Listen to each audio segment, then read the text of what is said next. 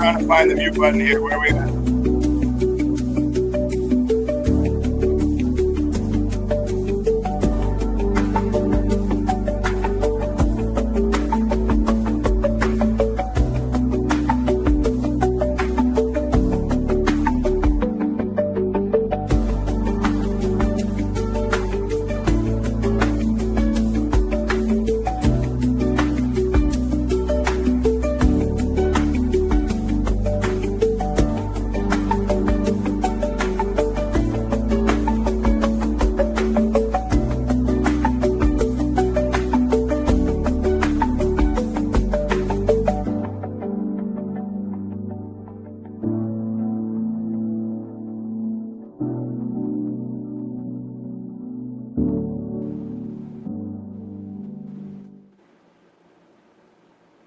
And we're back. All right, we're here. Almost on time. All right, let's go down, everybody. Brandon from In-House. Another Thursday. We got a really cool guest coming on. Actually, in this particular Thursday, we got Shark Mouse. As always with this, we got Twisted up in the corner there. We got Lit here, and then Bone. Spooky and Tina will probably be in at some point, but we're gonna get this thing started. So let's kick this off real quick. Take a quick second, Shark Mouse, and introduce yourself. Thanks for having me. I appreciate you guys, wanting to have me on and talk a little bit. My name's Shark Mouse Farms, as you mentioned. For those of you that don't know, I run an educational cultivation platform where my entire goal is to drive data-driven cultivation exclusively off the peer-reviewed science that's available to us. And I try to do that in a manner that's both relatable and executable right now. So every time I come out and I post a video, the hope is that you're able to go to your garden right now and do something that will, help elevate your cultivation experience moving forward. Yeah, that's awesome. Yeah, because the way this works, like in the social media, you do obviously a lot over on Instagram. You're starting to move over to X, where I think a lot of people are moving over. We've had debates in the past. We've had discussions. I follow your pages. I've been a fan and kind of watching your work and watching that evolution over the years, which has been awesome to see. And I'm really actually pretty excited to start digging into this conversation and getting into the side of like I guess what we start this off with would be is it's a lot of work to just to maintain a tent or to maintain a grow, but you take it above and beyond that. You bring in and you make your own content. You're constantly putting educational stuff out to the world. I just got to kind of ask you, where do you find the extra time? Because you must be efficient as hell, because that's a lot of work that doesn't. I notice it because sometimes I'll literally run out of time during the day, but it seems like you must be nonstop, go, and that takes a very, very passionate person to be like that. So as I alluded to before, one of my favorite things, or I guess one of my passions, or what drives me is sort of puzzle solving. Not even necessarily, I love cultivation. It's what wakes me up in the morning. I don't need an alarm to get up and be ready to go to work. It's just something I feel the need and compelled to do. But with that being said, it's not necessarily a lot of people think, or what a lot of people are in cultivation for, specifically on the home side, is, at the end of the day, we're going to have, fantastic flower and get to be proud of the work that I put in. But the flower is obviously the goal. For me, that's not really ever been the goal. The goal is understanding the physiology, the biology behind what's happening in the plant. So when I started doing this, I had really no access to answers, right? You would search the internet, and we had Reddit and Roll It Up 420 forums and, various other sort of back and forth communication with other growers, but very little access to standardized data from a scientific perspective. So when I had a problem with my plants and I'd go ask one of these forums, you'd get 1,000 different answers, and you'd have to sort of pick which one sounded best to you without any context of why that answer made sense to whatever your problem was. And that's that's where I fall in love with the process, is understanding the why to the what. So if you give me a metric for this is what you should be hitting at this stage of growth, I don't care about what that end number is. I want to understand what are the functions and processes happening inside the plant that make that number make sense in context of what we're doing, right? So, you know, you can tell me that this is the EC number that your plants need to hit at this stage. Why that versus this is the answer that I'm looking for. And what I came to found is that a lot of people resonate with that. They want to understand what they're doing as opposed to being given a standardized recipe that's been handed down from so on and so on and so forth to try and achieve results that aren't replicable because the context of their grow is entirely different from the recipe they received from somebody else, right? Yeah, I can relate to that in a sense because it's about the journey, not necessarily the destination. Because when you look at a cumulative of ideas and the way that people do stuff, and if you're just figuring it out, you're learning yourself or in the process, you kind of take the good parts of things, then you kind of develop your own style, your own method. And it may seem impractical to others, but the thing is, the only thing that matters is if it works for you. And the way that you're able to, to find that is one, trial and error, and then looking at something going, why is it like that? Why am I encountering this, or why am I having this issue, or that, so on and so on. And then you start and you embark on finding those answers to the questions that you pose to yourself, and that's kind of basically, a grower in a nutshell is like this plant is very humbling. You're always learning. You're always striving to be better and get better. And just when you think you have it dialed in, she humbles you right out the gate, And I think that's what drives me right there, is that there's always a standard to measure myself against, right? Yesterday I was here. What did I learn today that helped me move from that position to here? And you can take that as granular as you want, because every time you introduce a new variable, specifically with cultivation, 10 more different things pop up. And now you can learn from this one and learn from this one and learn from this one. So, I think that would be the same way I approached anything I decided to do in life. It just so happens that this one offers me the most value as far as my ability to feel engaged with what I'm doing, right? Every day I'm able to measure a new benchmark I've hit because I've learned this that I didn't know yesterday. And it's given me a whole new avenue to explore based on how my methodology's been inputted this entire time, right? Now, maybe this is the way I do stuff, and how will that impact me going forward? And that's kind of what I've always chased. And I find that, being able to distill complex ideas about what's happening in those plants allows other people to start their own journey into a more granular understanding of what they're doing, right? The huge barrier to entry here is how complex it seems from the outside looking in. And, as a brand new grower, somebody who's never put a seed in the ground, if you came to my page and looked at it as a whole, you'd say, well, Drybacks and PWEC and VWEC, and it's all a lot. That's a huge barrier to entry for somebody new, right? But if we break it down into small little chunks, and I'm explaining, osmotic pressure to you like a sponge, and now you're like, oh, that makes sense.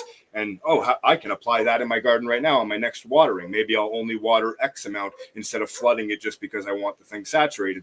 And now all of a sudden they're starting this process. Okay, well, my watering's improved. How do I improve the environment to help that? And they become enthralled by that whole pull, that whole process that got me in the first place. So I like to think of myself as just an on-ramp to the same journey that I found myself on.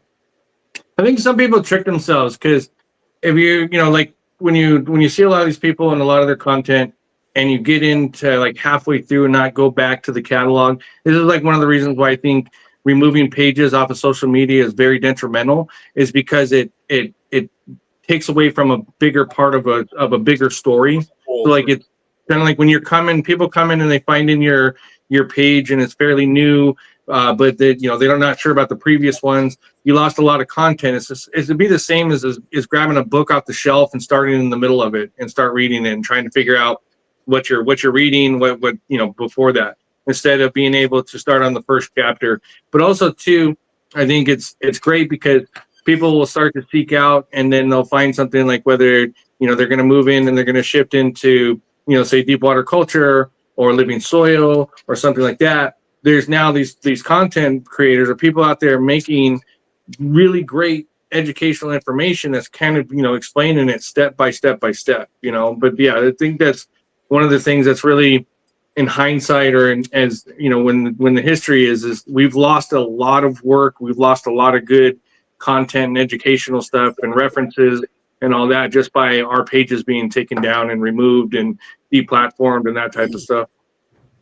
Why everybody's switching over to X. From a personal perspective, like, and you've been through it. The only person I know that maybe matches how many times you've been deleted is Mango, and that's those are astronomical numbers. I don't, the amount of determination it takes to push through each one of those to try and claw back again to reach some of the audience that you had prior to the last time you got deleted and the last time. It's demoralizing and it's frustrating, and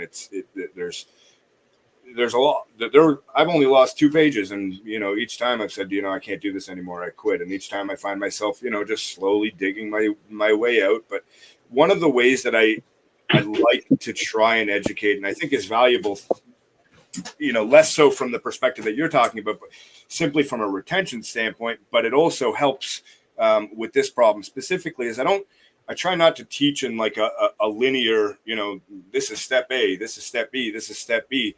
I'll throw random stages at you and random functions from mid-flower, and then we'll hop back into veg and how to increase, leaf photoplasticity, and then we'll go back to ripening the next day. And the point of that isn't one to jumble anybody or to throw anybody off, but the point is that when you hear that specific topic or function that I'm trying to lay out for you as simple as possible, you might not need it right now in your journey. You might not even be there in your journey. But when you get there, all of these little tidbits you'll have heard me talking about. And as your sort of experience builds up, when you get to that point where whatever I was talking about is now relevant in your day-to-day methodology, it won't be like starting from scratch. Oh, now I've got to learn this whole thing. You'd be like, oh, I remember him talking about that. And we just now we just got to refresh ourselves on what Sharkmost was talking about 6 months ago. When I heard it, I retained it, didn't really need it, but now it's sort of there and it's in recall. And I find that to be very helpful, not only for me, but from the feedback I get from a lot of my followers that, oh, I didn't really need that piece of information right then and there, but now I'm drying and all of a sudden I remembered your reel and it all made sense to me. So it helps because, even if you are just jumping in right now and you've never seen my page before, you pick a reel and I try to do a good enough job that it's engaging enough for you to just sort of sit and watch what's happening and kind of pick up the information in the periphery without sort of knowing that you're studying a textbook basically. And that's the entire goal, right? You're getting people to kind of bookmark it, so they might not be at that step, or they might not be prepared for that, or they've not got to that point in their journey. And then when they come up against it, they recall like, oh yeah, I've seen a video. I know I know where to reference. I can kind of go back to that. Also, too, them in. What's that? We're just sort of seeding them in little by little, and as they grow and they're ready to be there, those little seedlings that they learned will be there, ready to flourish for their deep dive into that particular subject. Yeah, well, I think it's refreshing because there's a number of people that are just like you that really take the time and go through the content, like right off the top of my head, like ICANN and those type, ICANN, THC, and a few of those folks, where they really, you can feel in the videos how passionate they are about what they're doing, and just the general like wanting to be helpful and be the best at that as possible, And so that's why I think that the stuff that you do in particular is what I find really fascinating and awesome is you keep pushing the envelope. Just because you might see the ceiling doesn't mean that the ceiling is necessarily there. Like I was kind of watching and paying close attention to the tissue culture and the TC and that journey. And you start off with the regular, like how everybody else does with the simple agar, and it just kind of, now you're doing something that's I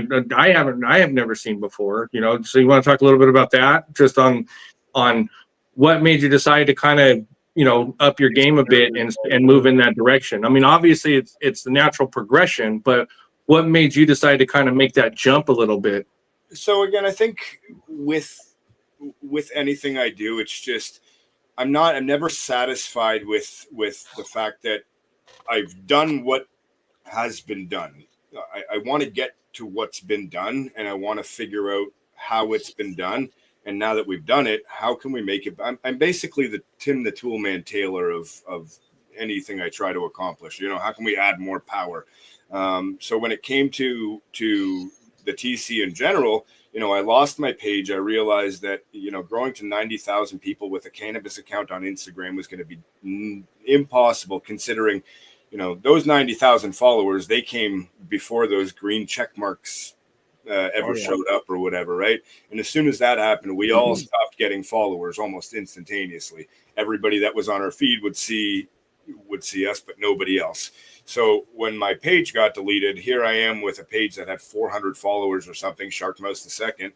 And I'm thinking to myself, well, how am I going to get any of these people back? You know, I could pivot and do motorcycle content. Awesome. Now I'm building basically from zero, and I've got to compete with that entire world. Or I could do something I know and stick to plants. What's something that very few people are doing that a lot of people can very well relate to, as seeing, you know, the importance of tissue culture to our industry and what it will be moving forward.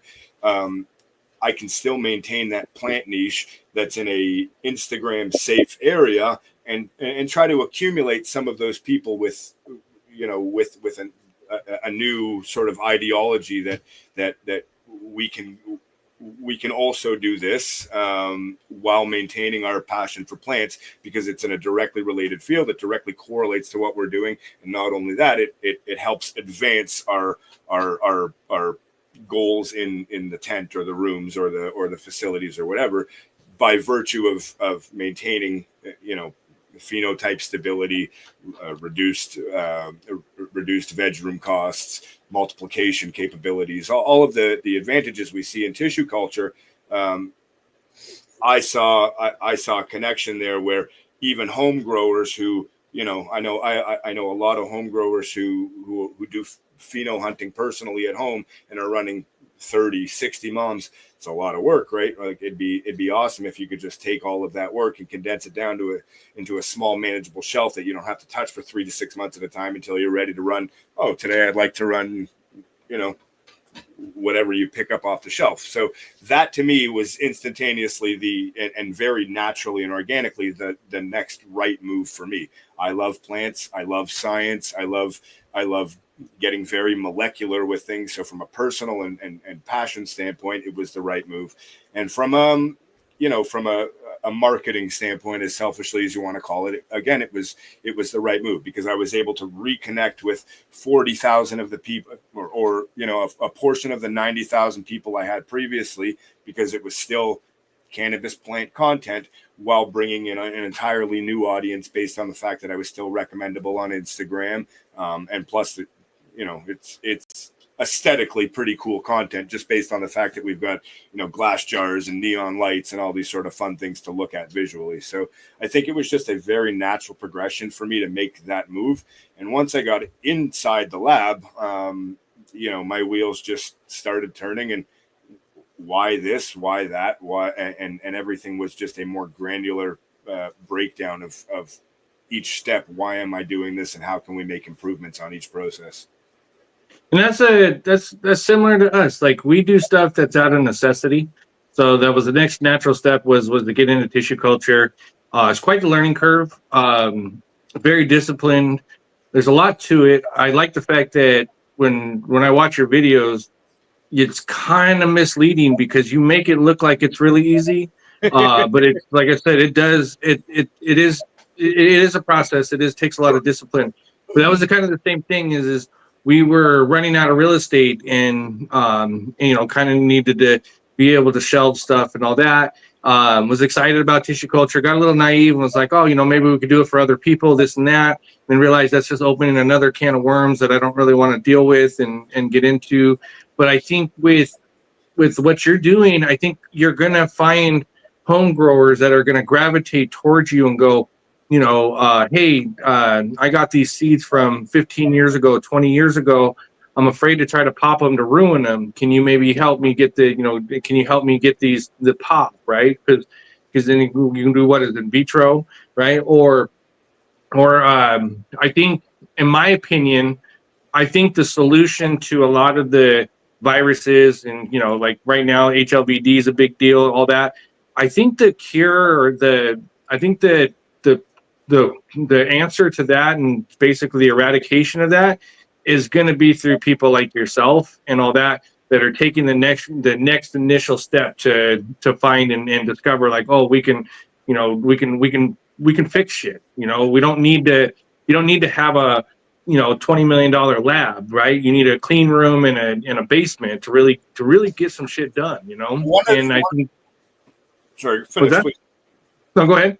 One of the biggest issues we have, obviously, in general across the board in home cultivation is, clone banks that are sending dirty cuts around the world back and forth, and it's getting out of hand, obviously.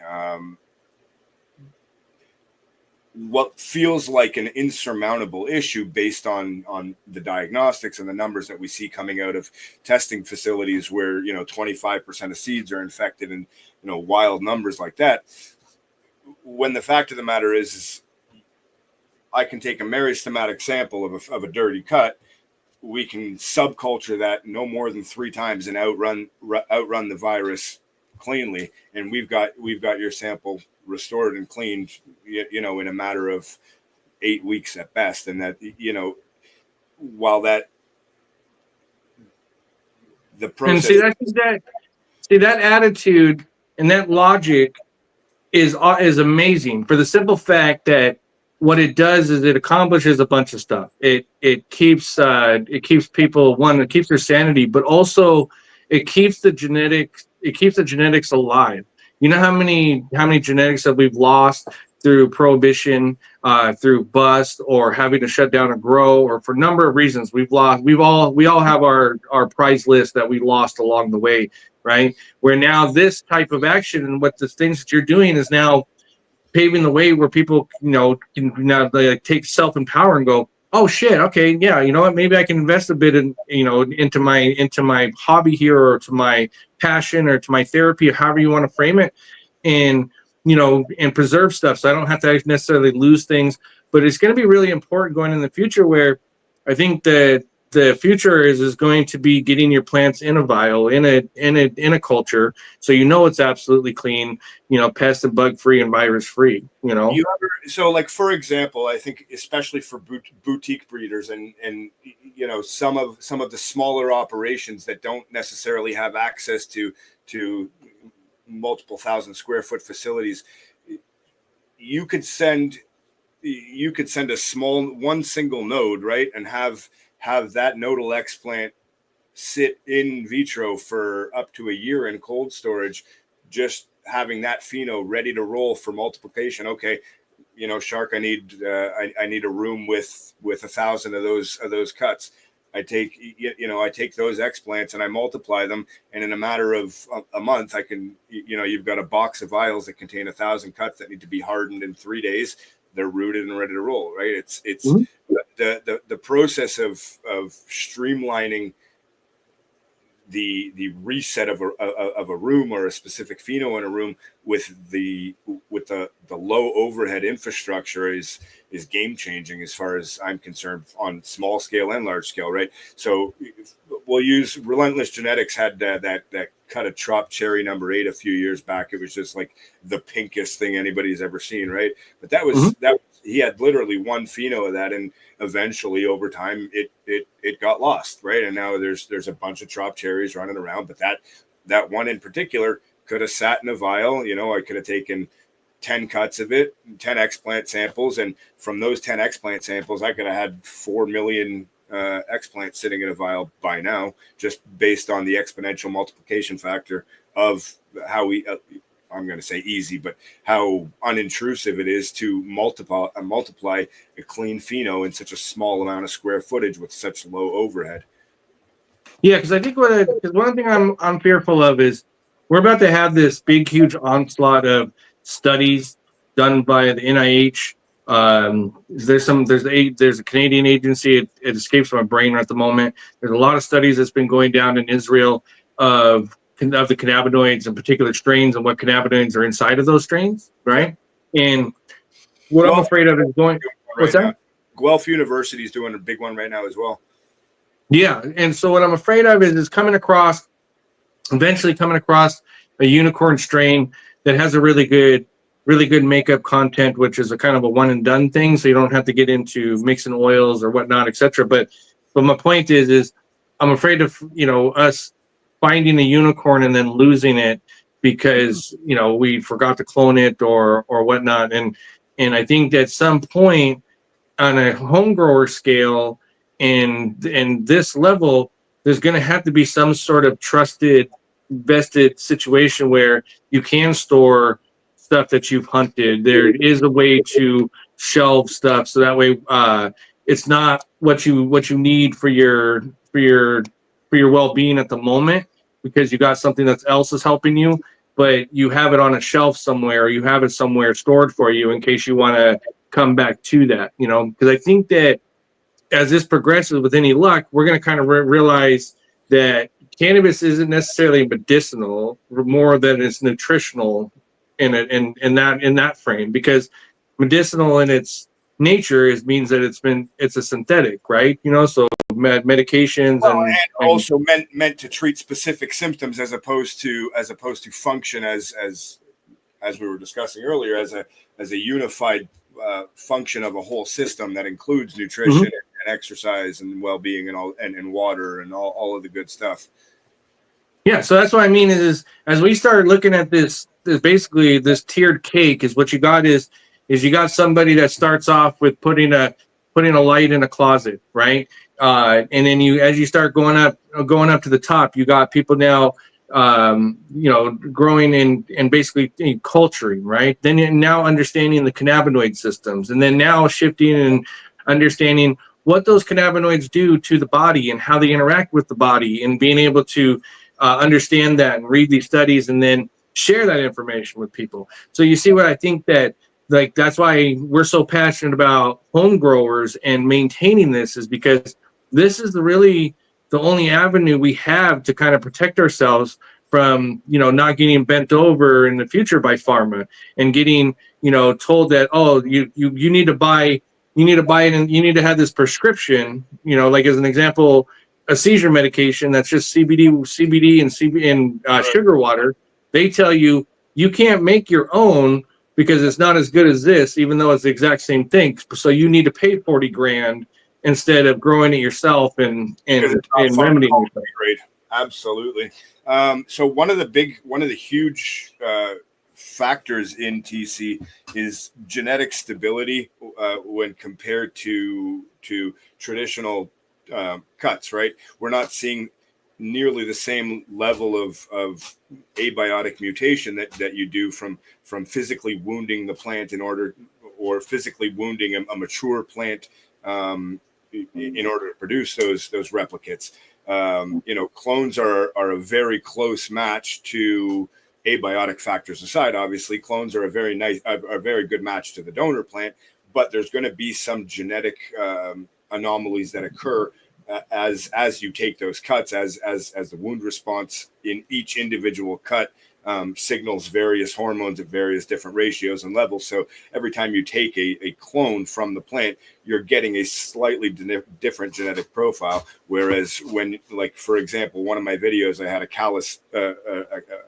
callus on one of my X plants that I could take 100,000 different samples from that would produce a genetically homogeneous sample across the board. So I think that's one of the most important parts.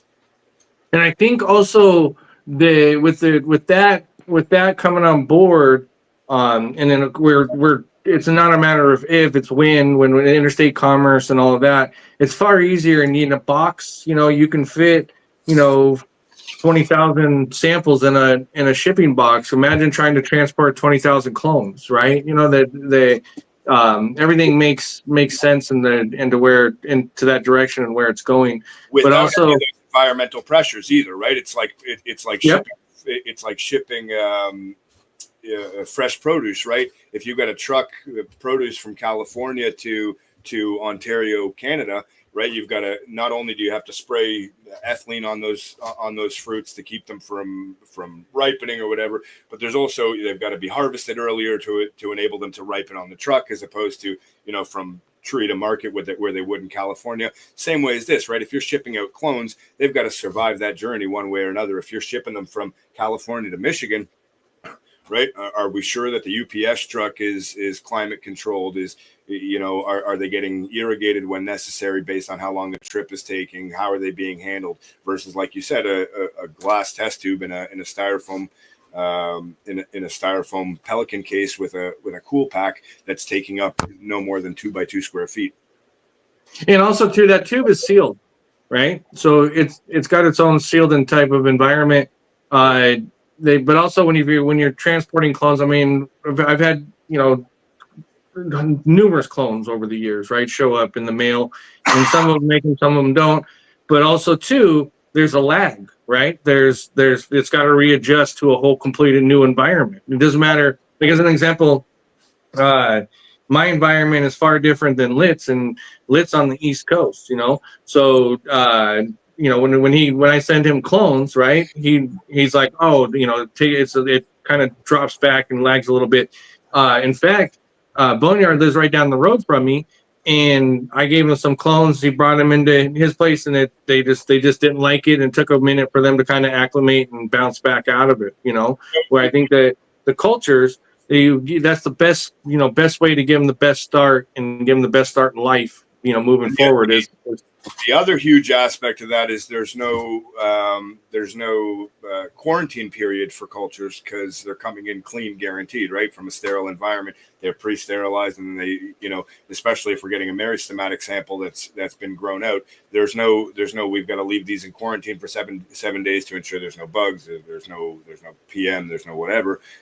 You get your sample, you pop it out, harden it, and off you go. Your room's ready to roll.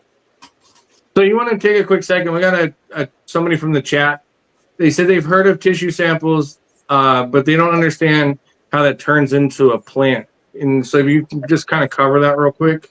Right. So there's a number of types of samples you can take. You can take just a simple nodal explant, which is taking one node from the plant. Inside those nodes, there's meristematic samples that will replicate based on the hormonal ratio you provide them inside the agar. So inside the agar, there's everything the plant needs, and it doesn't take up the nutrients through roots like a conventional clone would. It's actually diffusing those nutrients from the agar into the actual plant cells itself from where you made the cut, right? So where you take a cut from lower branch, you take one little node. It can be no more than a centimeter long with just the node protruding, no leaf material. You clean off all the leaf material.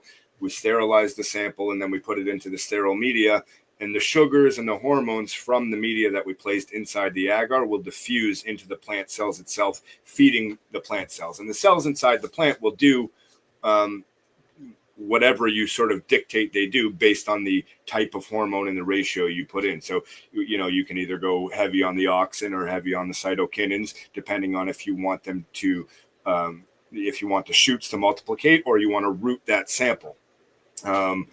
If we root that sample, you'll start to see the actual sample root like a normal clone will. The roots will come in, and the plant will start to produce leaves and grow like a normal plant. At that point, we literally just pop it out of the agar, put it into your rock wool or your soil, and you let that acclimate to its new environment for a little. It's called hardening off, generally like you would with a clone dome, and then it just grows normally from there. But the process from actually taking a nodal sample and either inducing shoot elongation or rooting is generally about 2 to 4 weeks, depending on the environmental conditions and the amount of hormones, the type of hormones, and the application we're trying to accomplish, the sample size, and so on. But it's basically just cells dividing over and over and over, and based on the hormones that we provide them, it's giving them the physiological instruction of where they should be replicating those cells. Yeah, and then also too, when you're talking about agar, right? Because agar is the gelatin kind of sugar that it sits in. Right. But you can also there's other mediums that you can go into. I saw that you for a little bit there you were working with the carbon, right? Yeah. And then recently there was, what was it, Jello? Jello, yeah, regular Jello. Grape. I think it was grape I used. Grape flavor. What flavor did you use? Grape. I think it was grape. It was on sale when I went to get it too. Yeah, so a lot of the mixtures are based in are entirely experiential, based on whoever's working with those samples, and a lot of it I have found is trial and error with what that specific cultivar tends to do best in. The charcoal, for example, is really good at pulling additional PGRs out of the sample once we've got them to root. So it's good at pulling out the auxin, the additional auxins and cytokinins that we've pumped into there, so that they do start to have a normal growth physiology.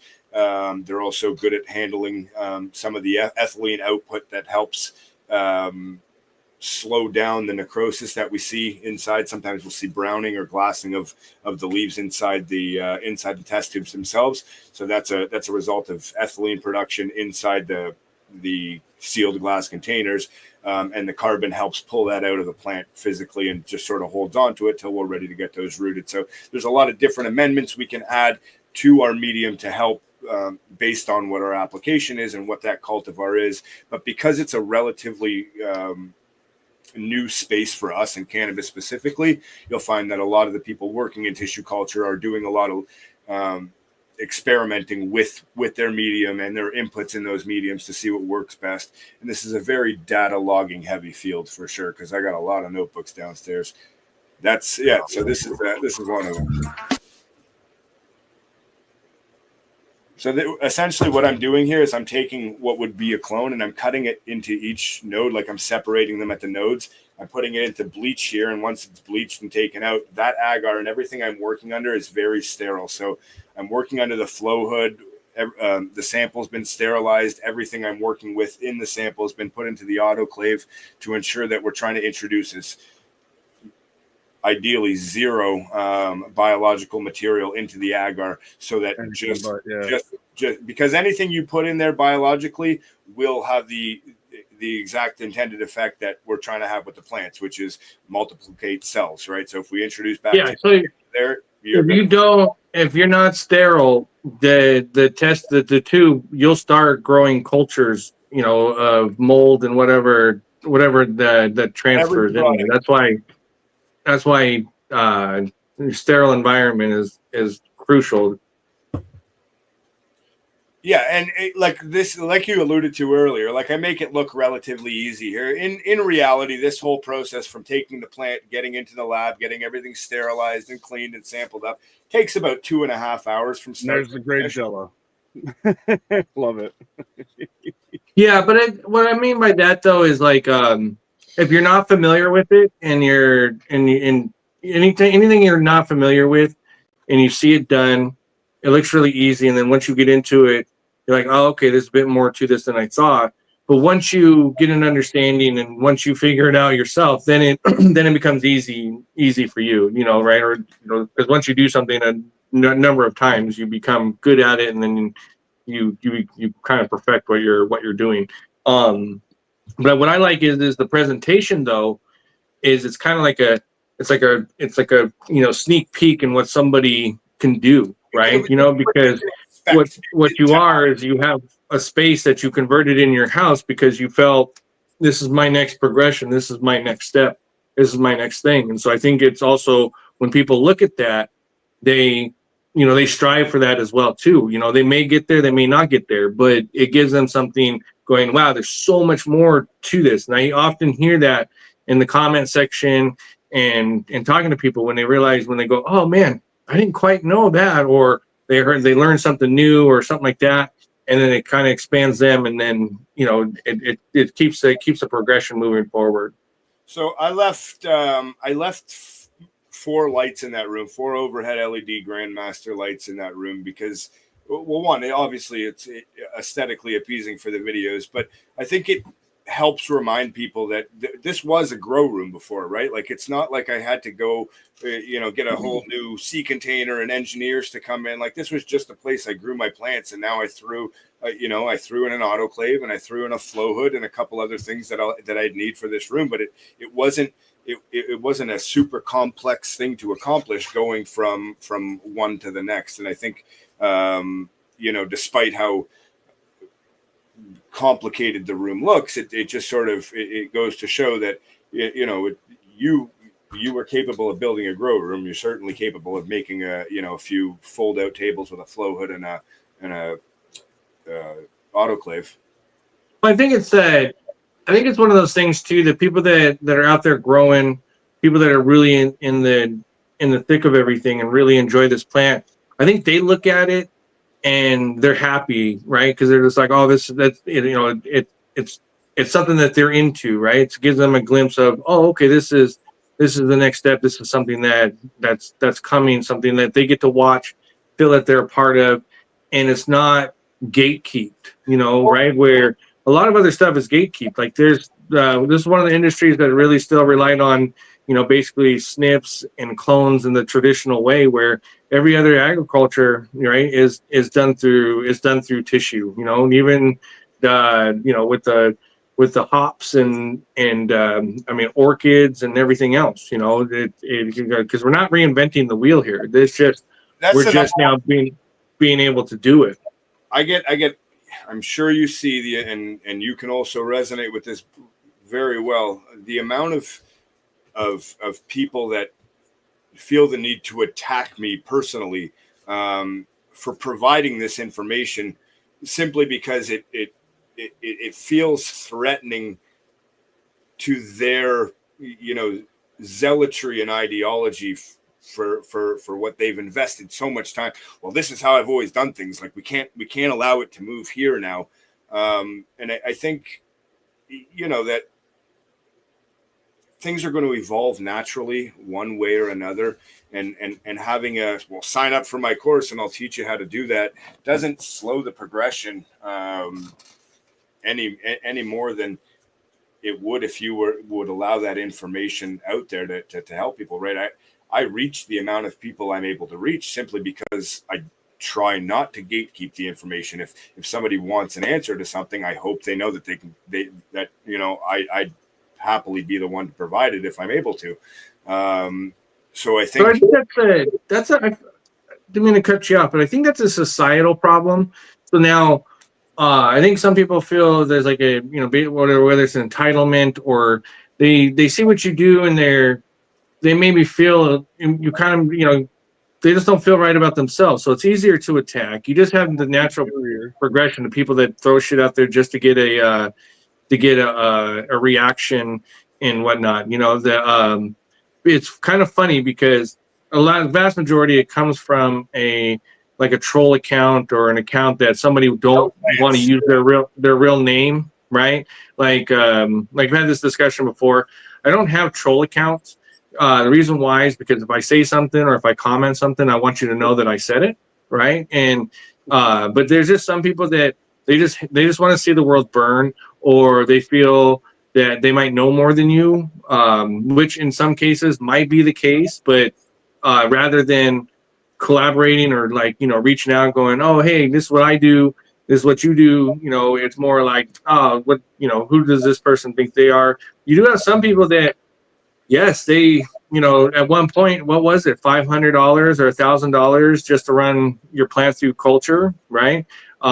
We did have a genetic scam there for a while where get your plant genetically tested and mapped out, and they tried to sell that to Monsanto. Like I said, it's a shitty world. But the nice part is you're reaching a vast majority of the people that really are on your side and supporting you and really excited for the content that you're putting out and that you continue to put out. And so it's better to kind of look at that and focus on that and then adapt to that. Like, for instance, I got sick and tired of dealing with Instagram. So I was like, I'll periodically check on it, or, like, I can't return any messages on it. I can't post on it. Like, Instagram has got me like shadow banned and everything. So I just kind of moved over to X, and that's where I live. And X is a completely different beast. If you're gaining followers on X, you're doing a great job, because a lot of accounts stay stagnant there because it's a wholly completely different beast. You gotta be interactive. You got to be contributing. You got to kind of be fluid a little bit. It's just a little bit different over there. Like, I joke around and say Instagram is like Disneyland. Twitter's like outside Chicago in the middle of the summer. So I think one thing that I've learned for sure is that my approach is very confident, and that rubs people. You either love my approach or you absolutely hate it, and there's very few in between. And a lot of that stems from how confidently I present myself. The reason I present myself confidently is I will never ever provide a video or information or contextualize an idea that I didn't sit here at this table and read relentlessly about for 6 hours ahead of time and verify the information through NIH and Frontiers of Plant Science and go through all of the conflicting data that may be associated with that particular idea that I'm trying to present. None of this is my idea. None of this is my opinion. None of this is my anecdotal experience. This all comes from what has been proven in science, and I'm just presenting that data. So when I do, I have a pretty strong confidence that I'm right about what I'm talking about, and I present it that way, and that helps give me an air of authority to a number of people, but it also helps alienate me from another group of people. Now, what I will say about that is it's a self-correcting system, because I love being wrong. And I know that might come off as disingenuous, but I have a real reason why I love being wrong. It's because I hate being wrong, and if I'm wrong and I get to know what I'm wrong about, and I can learn how to be right, I don't have to fucking be wrong about that thing anymore, right? So I'm happy. And as much as, like, sometimes I might be a little like, ugh, I can't believe I was fucking wrong about that. I'm never going to stick to that position and try to defend it simply because it was a position I held before. Oh, I was wrong about this. Here's a way to be right about it. This is how I'm moving forward. So I'm not going to be wrong about that again. And now I'm even more confident in my position, right? So that can hit people one way or the other, but I get it. Like, I do understand. Well, that's the thing too, is if it's actual, I can speak from my experience. It's the fear of being wrong, but I'm not afraid of being wrong. Now, I've gotten stuff wrong, or I was inaccurate on something, and then that's why I like the feedback, right? The actual feedback, where people kind of will hit you off, and then you got to rethink it, and then you got to double check it. And if you're still like, no, I'm confident, and no, I think I'm still right. Like, I've had stuff where I've had to go back and kind of, wait, am I off a little bit? And then you come back to the conclusion, like, no, I'm pretty spot on with that, But instead of somebody, coming and going, hey, that's where I think you're wrong, and having a discussion about it, it's like, shut your mouth. You don't know what you're talking about. Who in the hell do you think you are? I just want to kind of remind you and everybody else, and think of it this way: is like, I can speak from a personal experiences. We're part of a lot of people's journey, and we're a part of a lot of people's growth journey. I've met so many people at these events and all around the country, and being able to talk to these people and realize that I don't know them, but there's still this solid connection that when we take time and we do these spaces and we do these podcasts and we go on these other podcasts and we talk about this passion, there's a lot of people that are listening and wanting to learn and really look forward to this stuff. And so it kind of makes all those other dark parts and those shitty parts mute, right? They no longer exist. Like, when I was going into this new year, I was like, yeah, I'm going to have a completely different look, and I'm going to focus on the people that are here because they want to be here and want to move forward, because we have a pretty big fight. You're up there in Canada, we're down here in the States, but we have a pretty big fight ahead of us on multiple fronts. And what connects all of us is this plant. They're trying to steal it. And if we sleep on it, they're going to steal it from us. And then they're going to sell it back to us at 1,000 times the rate, you know, and then they're going to call it medicine. Less. Yeah, exactly. 1,000 times. And less. it's not going to be nearly as effective. You know, I have this theory that if cannabis was actually as bad as they claim it is, it would be legal. It would be legal tomorrow because they would want you to be sick because they're going to sell you more medication. They look at everything that's on the market, you know. So, but that's where I think I just want to kind of give you a reminder because it does get under your skin every once in a while. It is annoying. It does suck because it's a combination of algorithms and people hating on the accounts that get them taken down. I just say keep moving forward and don't stop what you're doing because people are watching you. People are coming to get content and you know you're part of their story. You're part of their journey as well too. One, like you said, based on the position I come from, that of being, you know, trying to have my data as rock solid as possible. When I post something, I'm bringing 3 peer-reviewed receipts with me, right? So there's a few arguments you can go back on my internet with these people who are like, no, you're wrong or not, and we'll get into a long, drawn-out debate. But again, I'm proud of those. Like I'll pin them to the top because I'll eat you alive when it comes to an argument, simply because I know what my position is, and I'm very well versed in that position, and I wouldn't hold it if I didn't know what it was. So to an algorithm perspective, by all means, please keep arguing with me because I'll keep going with you all day long, like until it feels like I'm getting dragged into a looped in nowhere discussion. Never ending. Right? Well, somebody told me something one time. They said, don't argue with stupid people because they'll drag you down to their level and beat the shit out of you. Yep. And it's kind of stood with me. Like as an example, I'm really a proponent for like, let's agree to disagree and we'll move on to the next thing because that keeps an open door. Like as an example, the way that one of the first interactions we had, we were in a heated exchange debate in the DMs. It didn't get rude. We weren't cussing at each other. Like I looked at my phone every once in a while. I was like, this motherfucker, you got to be shitting me, right? You know. But what it was when it was all said and done, it was a good debate. And it was like, hey, look, we agree on some stuff, we disagree on other. Let's agree to disagree, and then let's pick this up at another time when there was another topic after that, right? And that's how it should be. Not only that, you were, because of the way that discourse went, you actually were able to shift my perspective on some of the things that, you know, I maybe had not seen when we had initially started that discussion. And, you know, you said, there was points where it was contentious and we were borderline arguing back and forth, but it never got disrespectful. It never got argumentative, so to say. But it was a great discussion, is what it was, from 2 different perspectives, and those are my absolute favorite, especially with people who are, you know, very knowledgeable in what they're talking about. I see something from one perspective. A great example of what you said before is, you know, we're part of people's journeys, whether we know it or not. When I started my internet journey, you were my benchmark, like you in particular.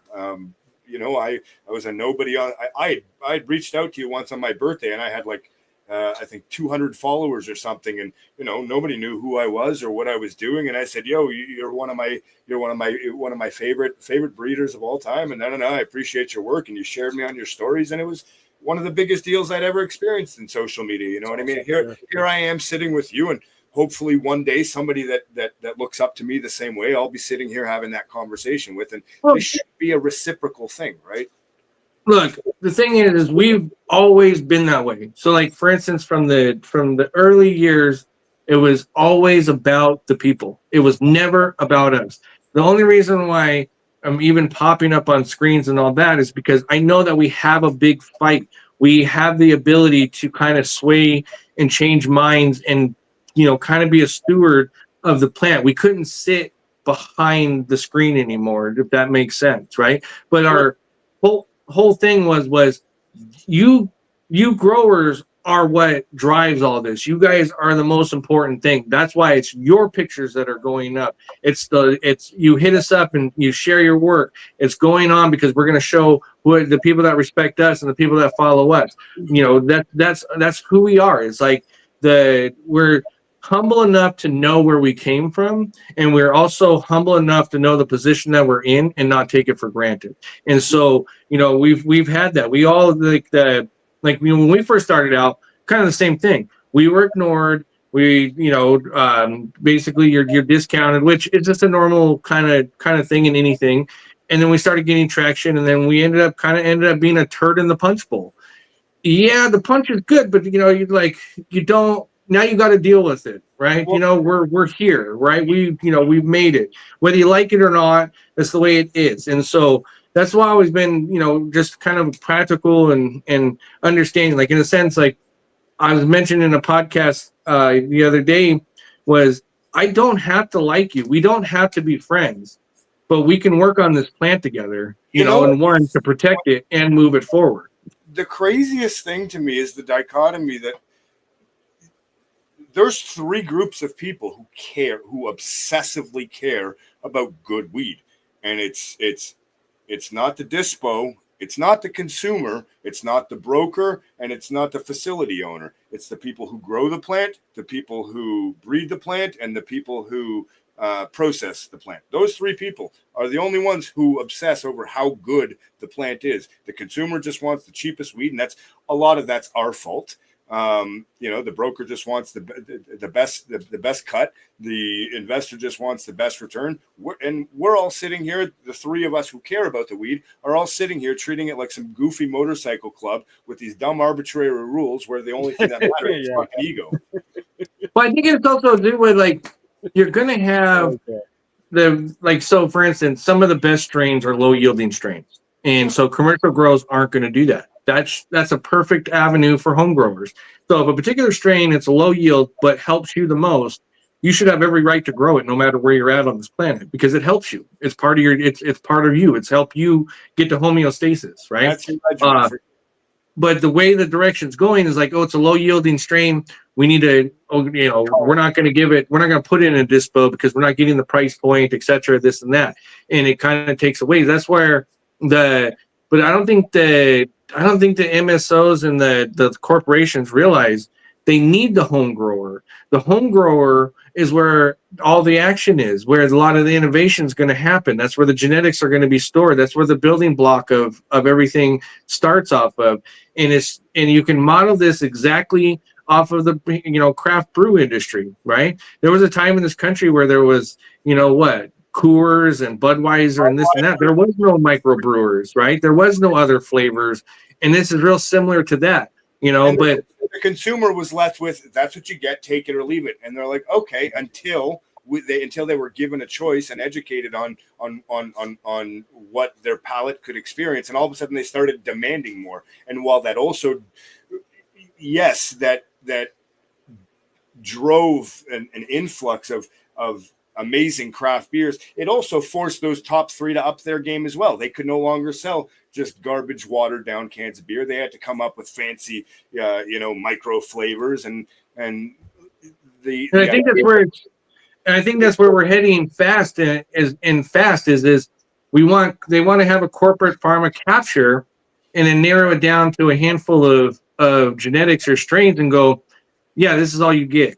You like it or not, no big deal. That's why, when legalization first took place here in Washington, there was the 50 to 70-year-old demographic that kept it afloat the first couple of years because nobody went into the retail. If you were growing it or you knew somebody that grew it or whatever, you're not going to go in there and get that year-old outdoor, 2-year outdoor. But if you didn't have access to it or you weren't in the know, then that was the only way that they could get weed and experience the novelty at the time. But I think as this progresses and we're seeing that, hey, this plant is chocked up full of healing properties that we're only skimming the surface of, and it would be tragic if we end up wiping out 99% of the genetics like they have done to corn. Corn is a prime example of corporate capture on an agricultural product, on a commodity. Monsanto owns 99.9% of the corn on the planet. Why does 80-year-old Nona's terrace grown tomatoes taste better than anything you're going to buy at the grocery store? And a lot of people will conflate that with cultivation practices sort of at plant level. Oh, well, Nona's is grown organic with compost, and no. We can get into that aspect if you like and have that conversation, but it absolutely has so little to do with cultivation practice and everything to do with selection practice. These companies for decades have been selecting for the biggest fruit possible, entirely ignoring the sugar content of the tomato, because that's not what's driving market price. Yield per weight. Well, think about it this way. There's a big hoopla a couple years ago over the cosmic apple, right? Yep. I was just going to say the apple thing that was going on. There was 20 or 30 different types of apples that were grown in New York at the turn of the century that would blow the cosmic apple out of the water, right? But it was just, eliminating, because apples became a commodity. I know quite a bit about apples, but it's like, as an example, here in Washington, they were able to corner basically the hops market through patents. And that's how, Washington is one of the biggest leaders when it comes to hops production. A lot of people don't know that, but that came via owning patents and pushing everybody else out and curbing the mom and pop, the small operations. We live in America. America dictates what the rest of the world's going to do.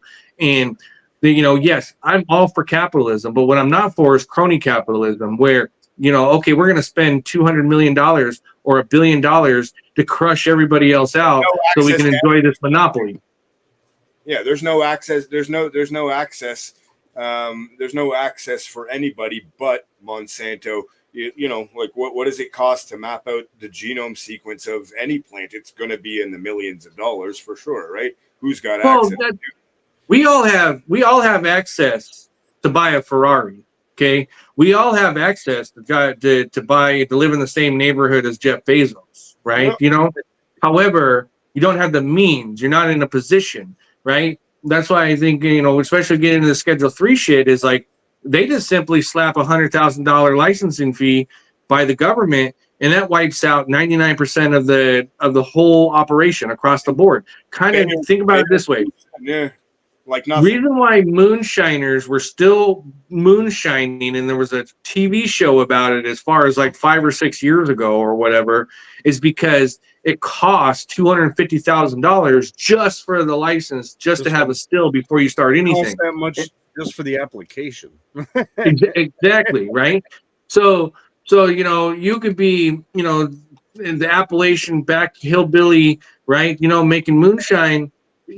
Some of the best moonshiners in the world, but they're just priced out of it, and that's where it's going. It doesn't, like, for instance, that's why I say deschedule, let it sort itself out, right? But the MSOs and a lot of these people can't allow that to happen because they can't compete on that level. There's just too many gifted, great people that understand this plant, If you want, right? And that's where the problem that they're running into.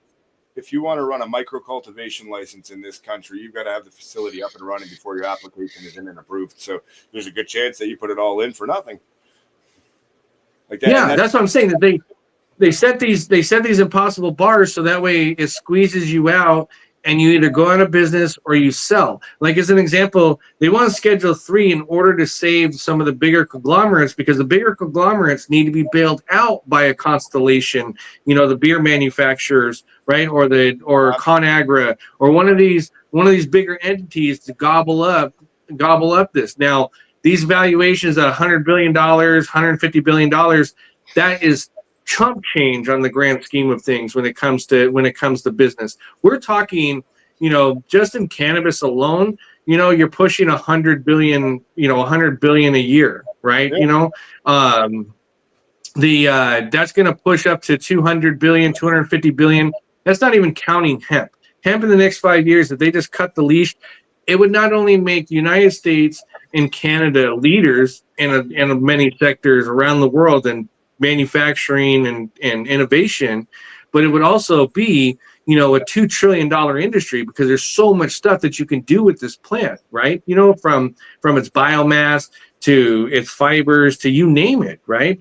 But big business won't allow that to happen, right? Because it puts a lot of strain on a lot of industries that are just milking the shit out of us right now and have a monopoly, and they're afraid to lose it. in the unfortunate circumstance where you guys do get scheduled down, you know, being able to take samples of all of your work and just keep them on ice until, you know, you find a spot you can work it in, or whatever the case is going to be massive for the recidivism, you know, we're seeing in the industry based on, you know, people going back to the gray and black market just to sustain themselves because they're being pushed out. Well, that's why I think it's important for especially the censorship to get eliminated. Because, say for instance, I come across and, you know, I'm trying all sorts of fun shit with people that I know that have ailments and this and that. I'm like, oh, hey, we're making some candy, we're making some tinctures. Well, try it out and tell it, you know, report back and see if it's working.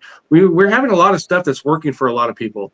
You know, I think once we come to determination that, hey, this actually helps people sleep, or this actually calms people down, we're going to share that with our audience. We're going to try to help as many people with that as much as possible, right? But the powers that be and the entities and the direction it's going, it does not want you to do that at all whatsoever, you know? But I think that's like comes back to also with this content is this is why it's really important for you to learn to grow your own, so you're never beholden to a dispensary, or never beholden to a corporation, and never beholden to a pharmaceutical industry, because you can grow this plant, you have the resources, you have the information, and you have the community backing you up in order to do whatever you're facing, and whatever that might be. So one of my dogs, Mauser, whose namesake for Shark Mouse, she's a genetic epileptic and suffers cluster seizures every couple of months, and she'll have up to 30 in 24 hours. And she's been on phenobarbital, Keppra, a few other sedative medications that are unreasonably expensive considering what they are at a human pharmacy. That being aside, right, the efficacy we see in 30-to-1 full spec CBD, 90 milligrams a day, was higher than either of those sedatives I mentioned. As far as retaining the duration or reducing the duration of the cluster seizure events, but also the time between events. So we saw a higher efficacy with something that I was able to grow in my basement, or would theoretically be able to grow in my basement and process at you know, next to nothing compared to what we're facing with these pharmaceutical sedatives that she's on at, you know, 90 milligrams a day of phenobarbital, which is a very heavy sedative. Like, what's the quality of life compared to the two? One being on a sedative 24 hours a day, 365 days a year, as well as having you know, a higher rate of seizure induction on those sedative medications, versus being able to be her, you know, her jovial dog ass self on CBD oil and having reduced seizure event. You said 90 mg. That's what they give people on hospice. Sure. Like that's like you know, no, I don't know, that's kind of a lot. I think that's what I mean. You Like said 30-to-1. The dog, yeah. Well, that's the thing that's like, because like, look, when it comes to your pet, that's extremely important. Like, we have an aging dog, started making peanut butter with CBD, started incorporating actually CBG and just a tiny bit of THC to get kind of the entourage effect. Yep. And it's night and day. My dog responds to that peanut butter like night and day. You can tell when it's kind of running its course and coming towards the end from the last dose. And then we're talking 10 minutes, 15 minutes. All of a sudden the dog thinks that it's a puppy again, starts kind of jumping around and all that. But seeing that, has been really, really great, because they're like when it comes to pets, any extra days you get, the better, you know, right? Like, especially dogs. I'm a huge dog person. And so as much as I can do or help that, you know, the better. But it's kind of crazy, because if, you know, taking him to the vet, it was, oh, you should, here's a set of medication and this and that. And it's like, it kind of, to me, it's like it's counterintuitive, kind of what causes more damage than it does good, you know? Because then just like a human, you would need another med to cover that med's side effects. And then is that looking at a quality of life, or are we just masking the symptoms or dulling out the symptoms while reducing, any sort of joy that they might have left? My dog's Mauser's relatively young, but at any time one of those seizures might take her. So what's happening in between those seizures? Is she able to go out and run and play and fetch sticks, or she's zonked out on the couch and just waiting for the next one to come? Right? Like that's a huge deal, and not being tied to having to get vet refills that are charging you for $175 checkup fee, and then the $190 for the 1 month course of medication, and then the list of side effects that are included in those medications. There's I'm not generally like a holistic person in that sense. I believe in modern medicine to a degree, but when there are alternatives that can alleviate specific things that we're having difficulty within modern medicine, I'm absolutely always an advocate, even more so when it can be done sustainably at home by ourselves. Yeah, that's also too the same here as I was like, you have an understanding of the cannabinoids and understanding of what it and how it affects your dog and all that. And so it was nice to be able to know with certainty on what I was doing and not guessworking, or being like, oh, I think this will work, or but having the confidence going is like, oh, I got something. I got something to work. Is Tino in here yet? She popped in. I saw him there.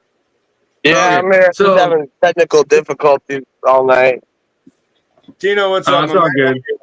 Yo, what's up? Barely hear you guys, but yeah, I've been listening. You out there So flying drones?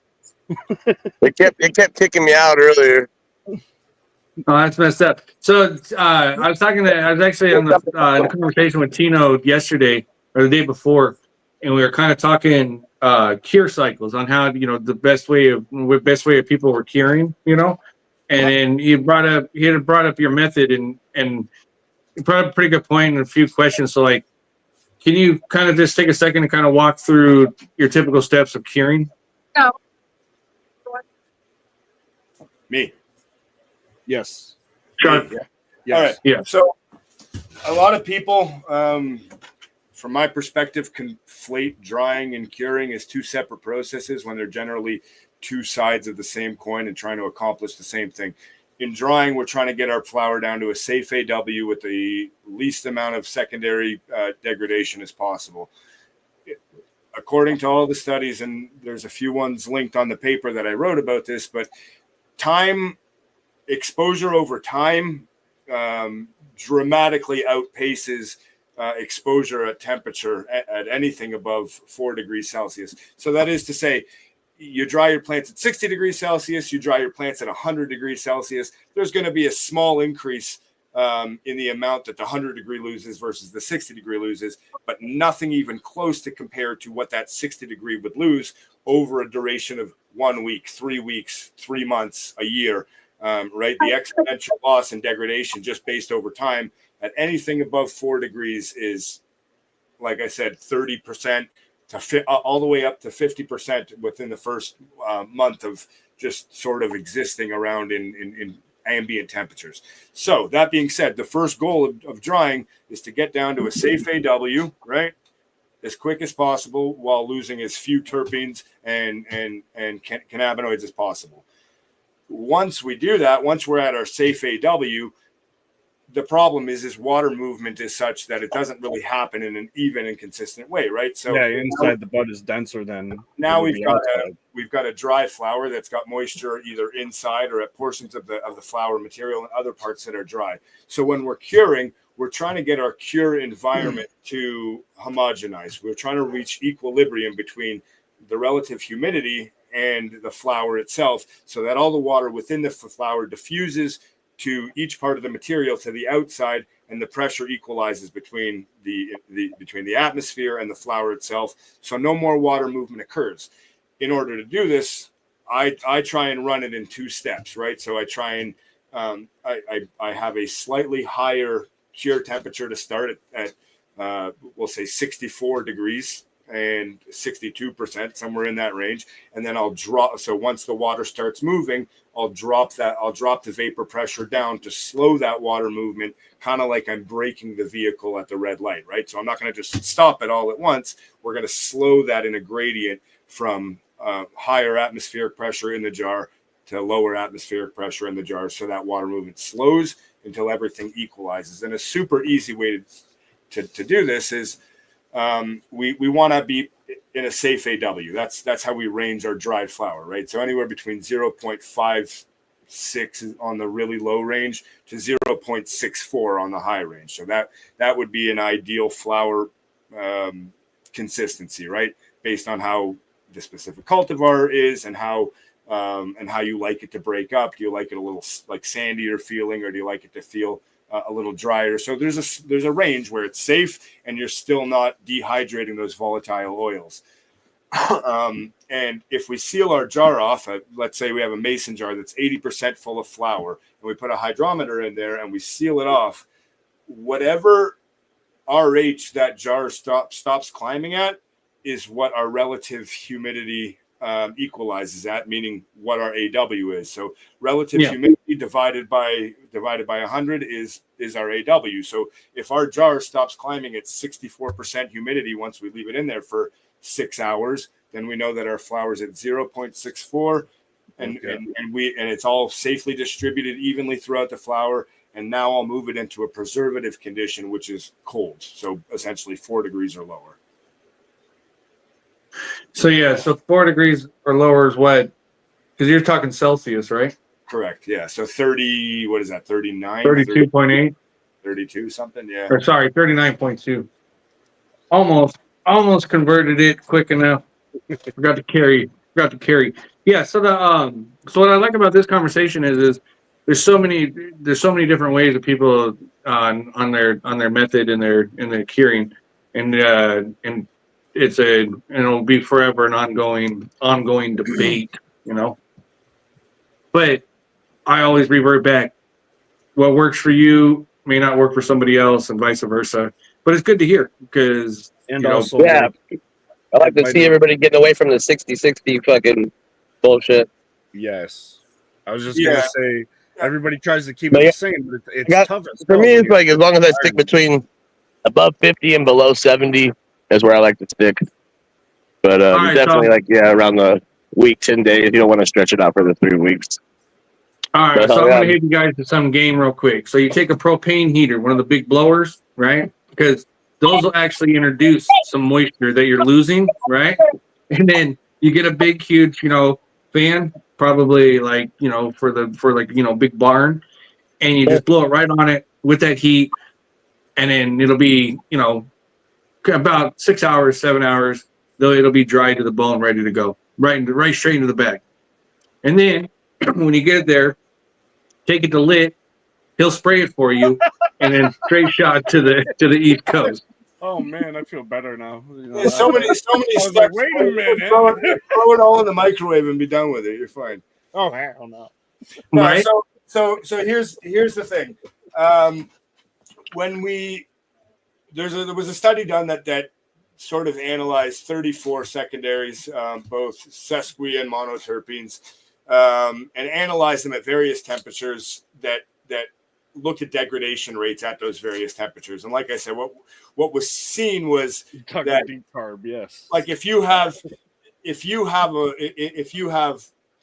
100, let's call it 100% total secondary metabolites at the moment you chop the plant down. As soon as you stop chopping them down, the production of those secondary metabolites significantly slows down, and the ones that are already there are starting to degrade. We've got oxidative effects happening from 4 different forces, from light to oxygen to heat to just ambient oxidization from atoms disappearing, right?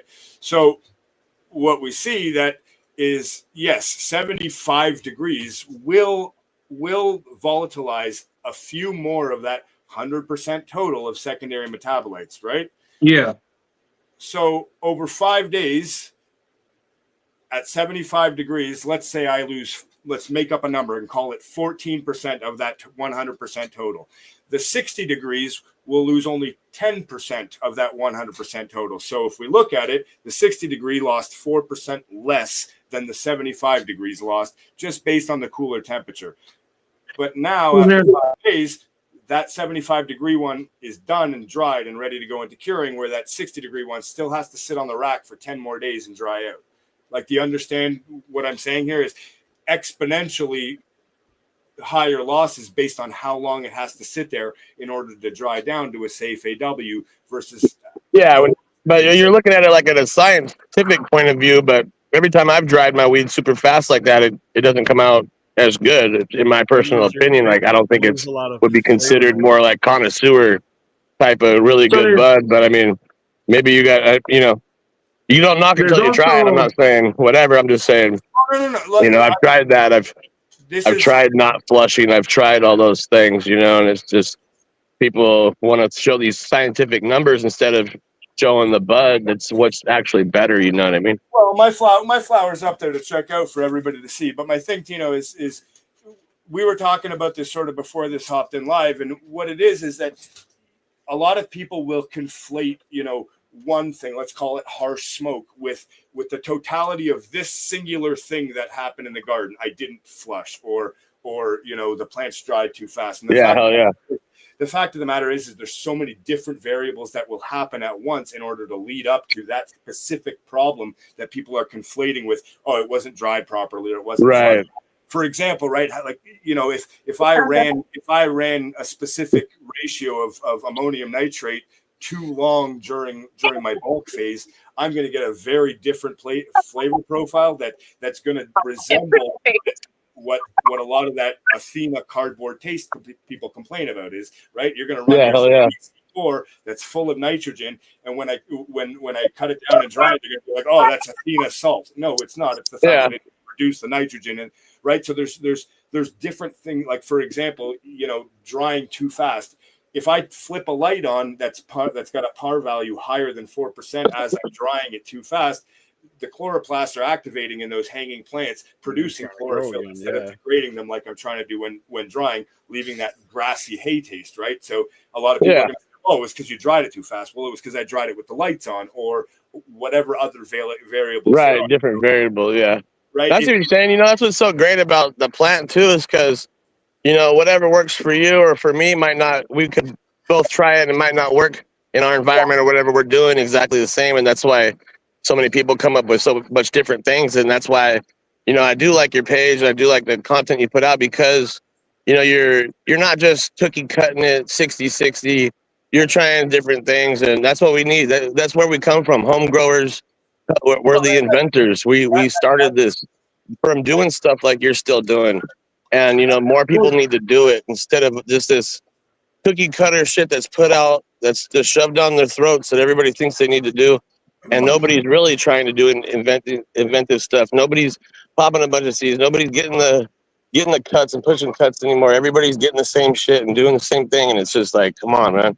Well, you know, so that's why I would never push back against. You said, you know, I'm pushing connoisseur grade stuff, and I absolutely know that, and I believe that. One, I've seen the results of all of the work that people produce on your name because of all the work that you've put in. But also, you know, you've been doing this a long time, that what you are doing, you've been able to fine tune those variables because of your hands-on experience. Oh, last time this happened when I did this. This is what's working. Yeah, exactly. Yep.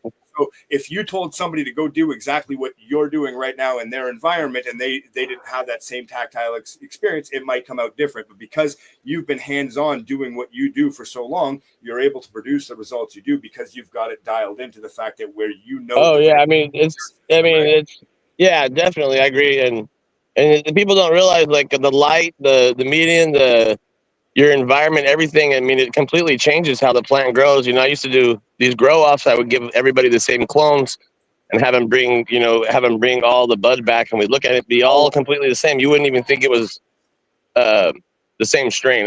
It'd be all be different. I mean, and it's just to show the different light, different medians, you know, and everything's not going to work for everybody. And that's why I like to hear how it works for you and shit like that. It's pretty cool. Well, I think it's also, it got to be mentioned that a lot of times people will discount a plant or say it's trash because the cure wasn't proper. They didn't dry and cure it properly, and so they're going off of that, not the actual, the capability. You're not getting the full expression of that plant when you have a proper dry and cure. There's so many. That's the thing about, well, and part of the fun, right? Like there's checkpoints during this process that you can hit or miss that dictate how the rest of everything's going to go up until the very end, right? Like you could have the best run in the world and fuck it all up in a matter of 2 days on your dry or even on your trim or whatever the case is, right? Or you could have a mediocre run that this went wrong and this went wrong, but your environment was still forgiving enough that you produced some absolute fire because the genetics were there and everything just sort of kind of worked out that way. And I've seen it happen, right? Like how many times where you just sort of fuck this whole run, and by the time it was done, like you were pulling off flowers and like, holy shit, this is amazing. Yeah, oh yeah. I think I heard Tino actually just talking about something like that happened to him. Yeah. And it's just that at the end of the day, and it's just a learning experience, and then kind of figuring out what's going to work best for your environment. Because I think that's a tough part too. Is I think different regions, different parts the plant's going to respond different, and it's going to continue to get on a trajectory where it's responding different than if it was, whether it's grown in Seattle or if it's grown down in Fresno or Boston or Ontario. There's a lot of these constantly shifting factors and everything. What I'll say that definitely sort of strengthens Tino position that sounds like a lot of sciencey sort of let me get my hands on and see how that smokes kind of deal is. Most of my information is geared to the idea that you've already have your environment sort of capable of being dialed into where you need it in order to run these very specific on the edge metrics that I talk about a lot, right? Pushing a 10 MSCM PWEC at bulk is like really, really riding a fine line. And if you try to run a 35% dry back at 3 EC, stack it over and over and over, well, your CO2 better be on point. The transpiration rate better be on point. There better be no photo inhibition. Your irrigation strategy better be on point because there's really no room to fail, and you will fail if you're not dialed in. Whereas a lot of the times, there's better methods of inputs and better methodology to do if you're not ready for that level of complexity, if that makes sense, right? So I would much rather somebody starting out in their journey not hop into 1 gallon rock wool cubes, right? A 5 gallon soil pot with perlite will do wonders for you getting your hands dirty and getting a tactile experience while having a lot of forgiveness introduced into your program. A bunch more forgiveness, but yeah. So yeah, cool. Was I think we're gonna probably definitely do this again here in the next couple of weeks because there's a couple things in particular that I would like to dedicate a full hour to and all that. So that's because we're pushing about an hour and a half now. I gotta get out of here in a minute, but yeah, you down to come back in a couple of weeks? Literally anytime you'd like to have me, I'm happy to talk shop. Yeah, because I think there's a lot of good stuff to cover, and then also too, we do this every Thursday. So if you feel like you want to pop in and join or whatever, just hit us up and we'll send you the link. Because there's always something going on, always something cool. Definitely sounds like something this is kind of right in my wheelhouse. Getting to sit and nerd out on plant talk is one of my favorite things to do. So anytime you'll have me, I'm happy to be here. Like I said, our main focus is keep people excited. Right, keep community building, keep people excited, and doing cool stuff. There's the comment section.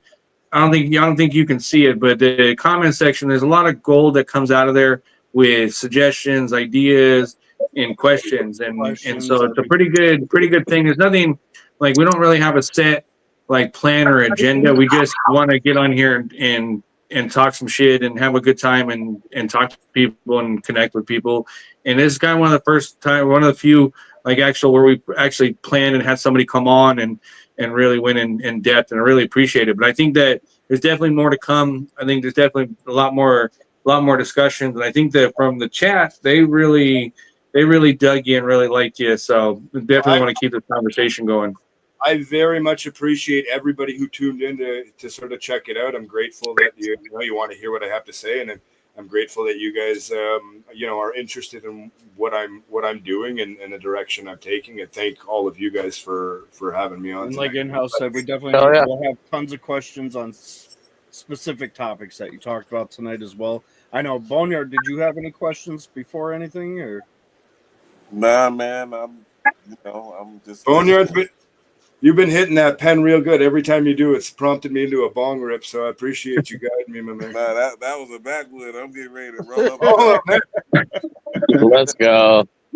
But anyhow, one thing for sure though is we all recognize the work because we all work our ass off too, and it's really cool to see and big props for the amount of energy and effort you put into it because we know that you don't have to do it. You do it because you're passionate and you're doing it for people that you feel that might need the guidance and the help in the process too. So big shout out, big thanks for you. Hell yeah, I'm about to get on that Jello CT. Yeah, that's awesome.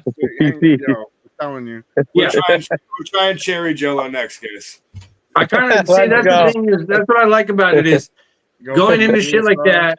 In theory, it might work, and then when it does work, you're like, oh shit, all right, But it's the it's the chance that that you're more than likely gonna fail, but you still do it anyway. That's what's awesome about it. I think it's up towards the top there a little bit before you start seeing plant content. You should see some jello here. Keep going. Oh yeah, we're getting there. Just kind of scrolling the Keep edge. a little You guys slow can on the check it scroll. out. Hey, yeah, I'm not sure where it is, but I'll put it up there somewhere. If you get the chance, I would recommend going and check it out. We got this one. Video. I'm pretty sure this is part of it. Yeah, Culture and Jello. Here we go. That's the guy. Hey, Bill Cosby gonna get your ass. All right, so The Cosby Foundation is coming. Right. Cosby Nation at you as soon as they figure out the internet. I don't know.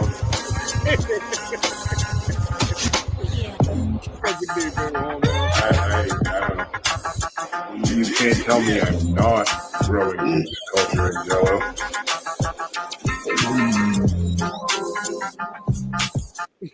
See, that's kind of the confidence I'm talking about that might rub some people the wrong way. But hey, I got Jello to grow plants, so I mean, I think it's a confidence earned in that scenario. Look, you can't. Look, you can't. We're gonna create a Jello. You can't. Don't be apologetic about confidence. Look, some of the people. I wish I was that confident. Be an some of asshole the every dumb chance shit. you get in this world. Yeah. That's what I'm saying. Is don't let anybody shade that shine. Just keep doing it. Right? Hey, I always say this. At least they're watching. Yeah. Keep engaging. I'm happy to get to go to do the back and forth with them all day. Yeah. Also, tell everybody where they can find you. So right now I'm only on X at Sharkmouse Farm with no S, and then Sharkmouse the Second on Instagram. All right, cool. I have both the links. Here's for everybody to follow. That's the X account. So yeah, so we'll probably, in the next couple of weeks, have you come back on. Then we'll go pretty deep on a few things and continue this. This was just good to kind of get the topical stuff out and then start getting a bit deeper and into everything. So really looking forward to it. And again, guys, thank you so much for having me on. I had an absolute blast. Yeah, but I appreciate the time. One quick question: how long can cannabis last in tissue culture form? So you can keep them sort of in an ambient environment between 2 to 4 months before they start to either overcrowd the vessel and need a bigger vessel, or they need to be, onto the next stage, which is either rooting or hardening off into their next medium. Or we can keep them in a colder environment. You can cryo them indefinitely, or you can keep them in a refrigerated environment for months to up to 2 years. See, that's what I was kind of. I never confirmed that, so I know.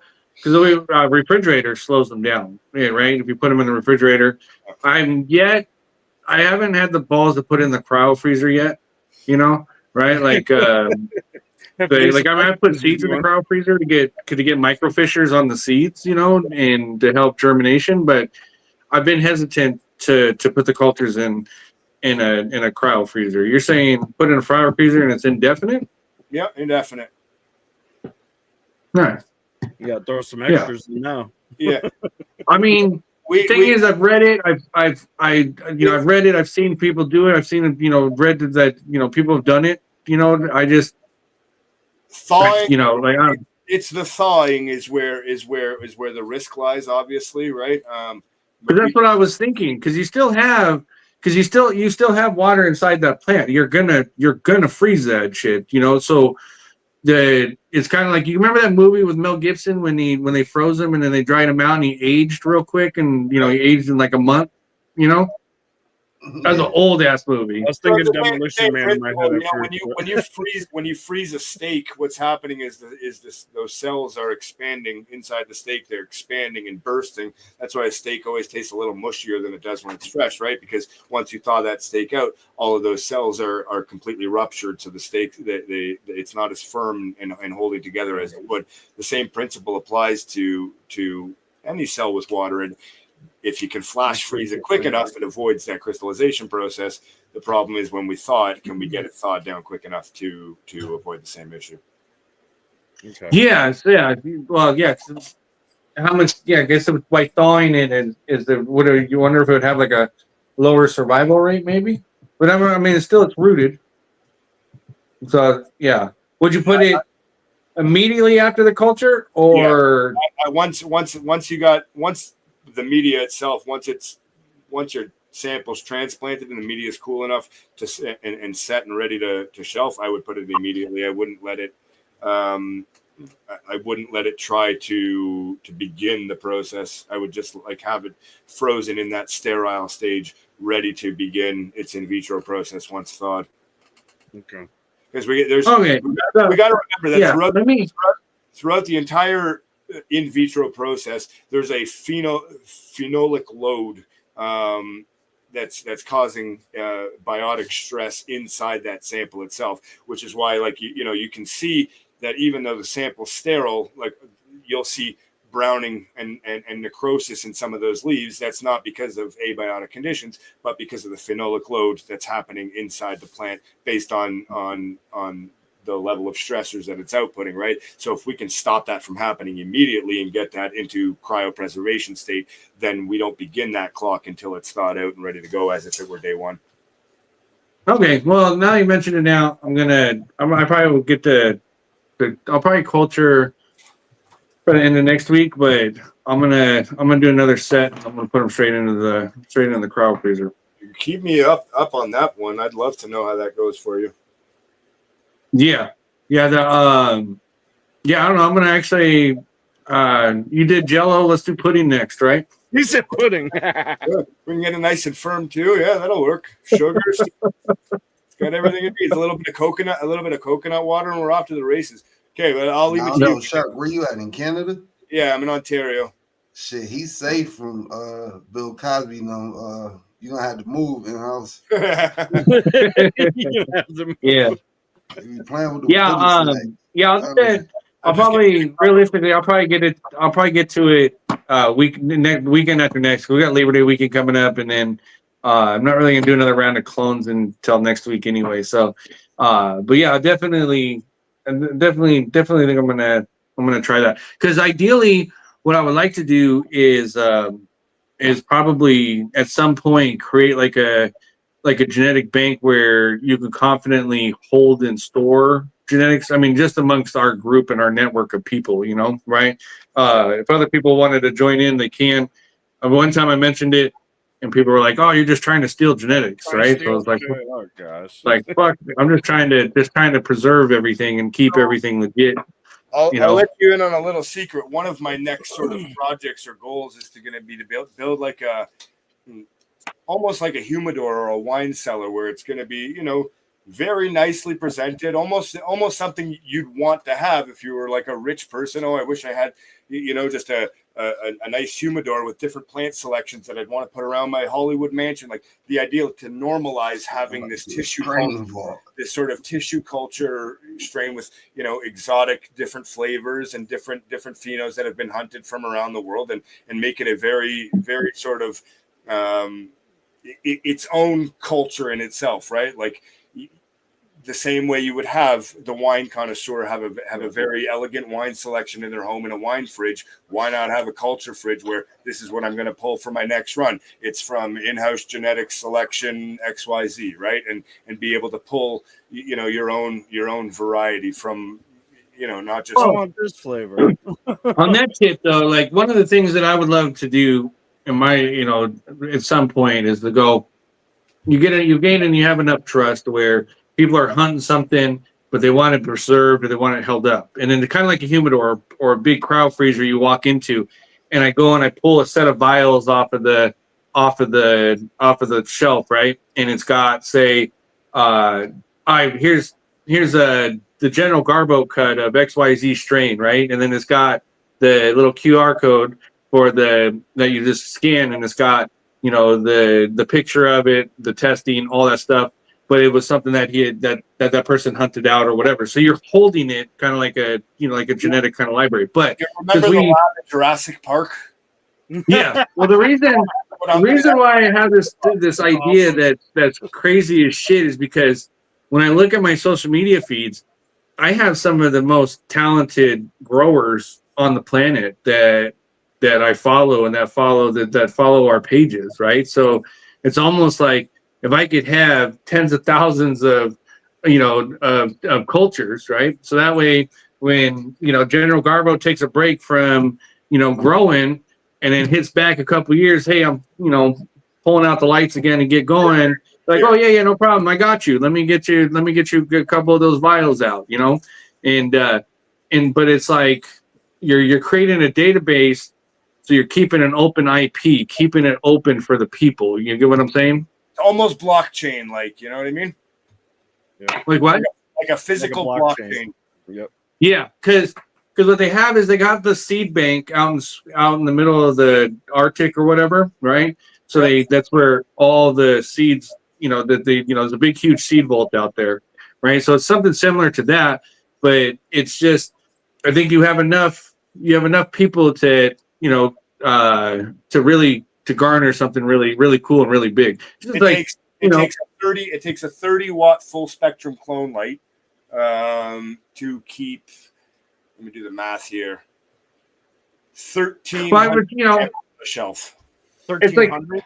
You know, it's like it would be something where it's a vault for the people by the people kind of vault. You know, exactly. That's what I mean. Like you can incorporate. It wouldn't be restricted to I'm going to keep this keeper from this breeder and this keeper from this grower. Like you said, I can incorporate. This is all of Canada's keepers on one shelf, and this is all of Europe's keepers on another shelf. Each shelf containing 5,000 very different phenotypes from different people, all in thousands. Yeah, and I think it's something where then you have a library that goes to that, right? And then that way you can scan the QR code. It takes you to the library, but you're giving the credit of the person that hunted it, that found that particular phenotype, you know? So because the most important part here that we glanced over, and I know we're running low on time, but is the fact that you can take off one mother plant, 20 cuts at a time at the best of times in a normal indoor like mom plant that's 3 feet tall before you start stressing it out. So we take 20 cuts and we root those, and now we got to wait another 2 weeks to take 20 more cuts. So there's 40 cuts. With one X plant, if I sub that X plant in 4 weeks, I can take four samples off one X plant, and now I've got four X plants in 4 weeks, and in four more weeks I've got 32 X plants, and from that 32, exponential, and exponential. So by the time you can get 100 clones off your one mom plant, I've got 10,000 samples ready to roll. Yeah, I don't know. We might have to get a people's vault going. So the tough part about that is would make it completely voluntary, because I don't care if you would send your culture in or not. You get what I'm saying, right? So if you sent it in, we'll preserve it, we'll protect it. But outside of that, like you get people being like, oh, you're just trying to do this, you're trying to do that, and it's like, well, whatever. Yeah, we had this conversation a couple years ago, and it just got too much. Where I was like, fuck that, I don't want to mess with that shit at all. I don't want to deal with that dumbass shit.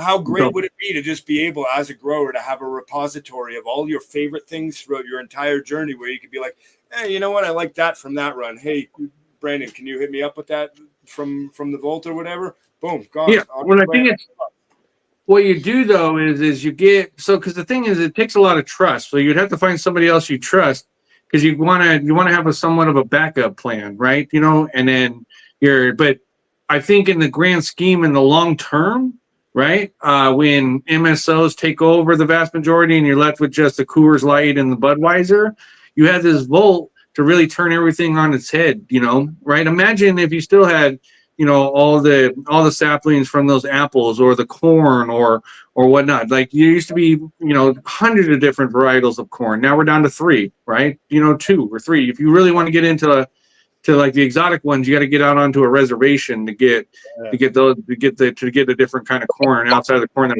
we think we depends on where you that we are know. with reservation, That's not to mention if your spot gets knocked and you lose all your work, right? At least now your work's here sitting in a file somewhere.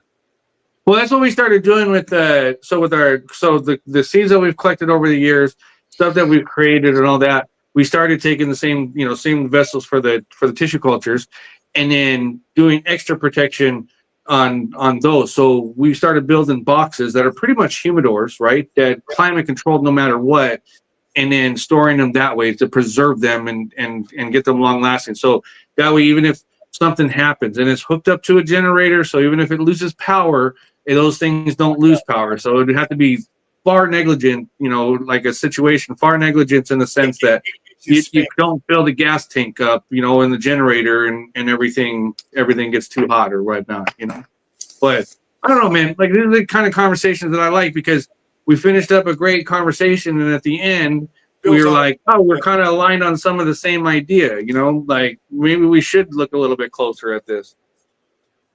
Yeah, well, I'm in for that idea. If you like, it's something that we could evolve and build out Tino, over. you here still?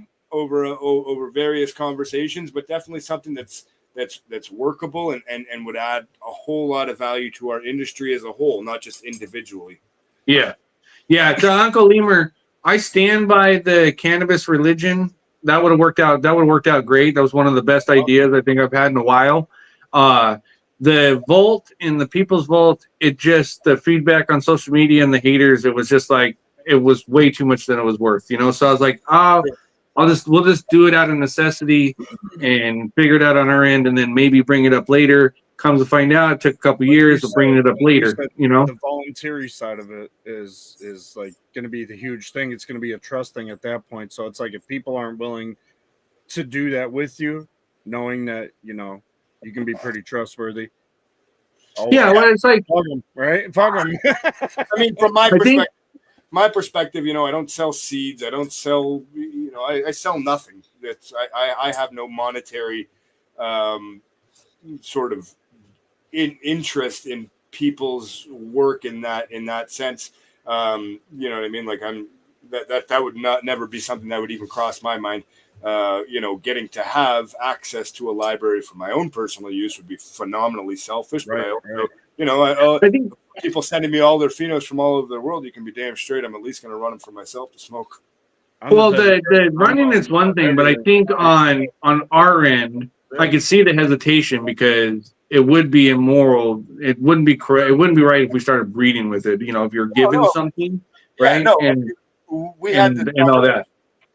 So yeah, it's a little bit different if you're given something compared to if you did an exchange. That's why I always like when with plants and stuff like that, it's like, let me give you something, a trade or an exchange or whatever, because I don't want to hear, oh, I gave you that kind of thing. There's got to be some sort of an exchange or some sort of understanding on it. Yeah, so we're not coming back around 6 months later with a different perspective than we each had coming into it. For sure, absolutely. Yeah, I mean, like I've given plants just nilly-willy, but I just know, like, when they come my way, it's like I got to know exactly what what's attached to this plant moving forward, and also too, like we Your soul. You're so yeah, right.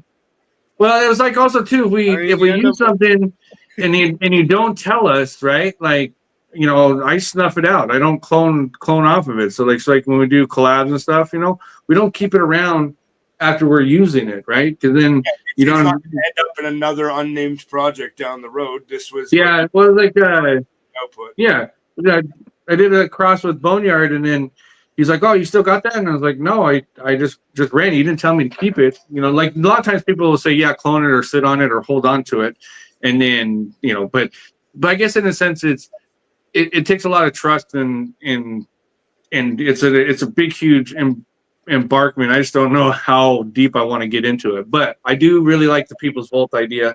Might have to explore that a little bit more. Well, yeah, and again, that nothing ever has to be done, you know, entirely without additional resources at hand, right? Like I'm certain that we could help delegate around various aspects of this that would make it easier on everybody, right? Or whatever it is, I'm sure it would work out to be something that would add value for everybody and not as opposed to being a hindrance just for existing. Like I've had plenty of projects that I've embarked on that ended up just being a pain in the ass for being a pain in the ass sake. Like, well, you know, happy to cull that at the neck when necessary, right? So you just work through it and see how it evolves, and if there's value there, then you keep rolling with it. Oh, hey, you guys, I'm on TV. Huh. I'm on TV. I did a Pigeons 420s podcast, and it's airing today. There you go. And so, yeah. So you guys go from here, head over to Pigeons 420 if you want to see some more of me. You want to see some more? So they're like, nah, man, I'm sick and tired of seeing this. Hey, Darkmouth, appreciate the time, man. Appreciate the work. I'm gonna get out of here. Twisted, you want to do a giveaway or double it up next Thursday? We could double up next Thursday. That works. Yeah, let's double it up next Thursday. Gonna come back, you know. Okay, cool. And big shout out to the chat. You guys are always awesome. Thanks for everything. I'm gonna get out of here. I'll talk to you guys later. Thanks, Shark Mouse. I'll talk to you guys later. Peace. Later. These guys. You don't have to leave because in-house leaves though. Oh. Like, fuck. He wanted a spot to hang out. In-house just kicked him. He's like, fuck it. I had a few questions. Yeah, I still answer more questions. Bring it back. I was trying to throw it out there. Ask your questions, you know. Bring it back. In-house ran him off. He was like, fuck, I want to hang and shit, smoke some more weed. Right. So, I mean, I got a couple grows here that people sent we can look at real quick. Oh, let's go. You know, we always like to look at people's stuff. He's not in the back room still anymore? Nope, nobody's in here. Damn. Send it back to him. That's fine. All right, so we got Don Williams. Oops. I wanted him to When you open, you son of a gun. There we go. There we I wanted go. him to know that Tino did not introduce him to Twisted. I was the one who was the first one to Yes. I'll proudly say that all the time. Damn. In-house just gave Tino all the credit. You want to thank Tino? Look at Don's greenhouse, man. Let That me get a slice 40 too. foot long greenhouse fucking raised an extra 2 feet or so. Tino new name Little Caesar. He came in this bitch hot and ready.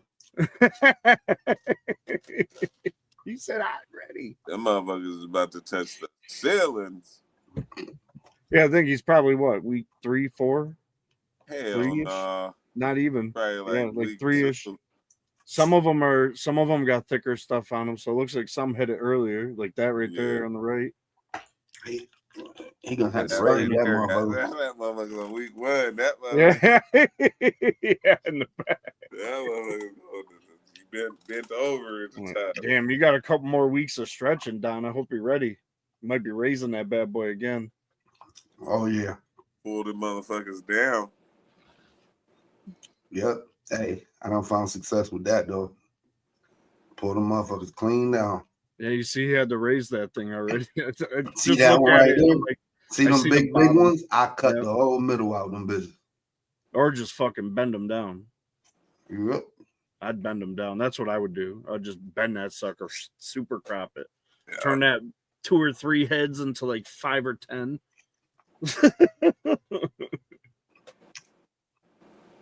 That's greenhouse though. Outside, I just let There's it go. no support around that big ass shit right there.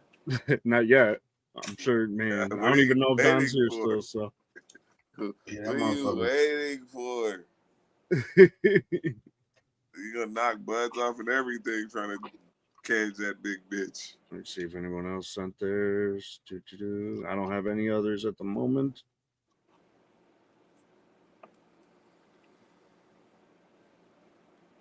Oh, I thought somebody else sent theirs, but that's not what that was.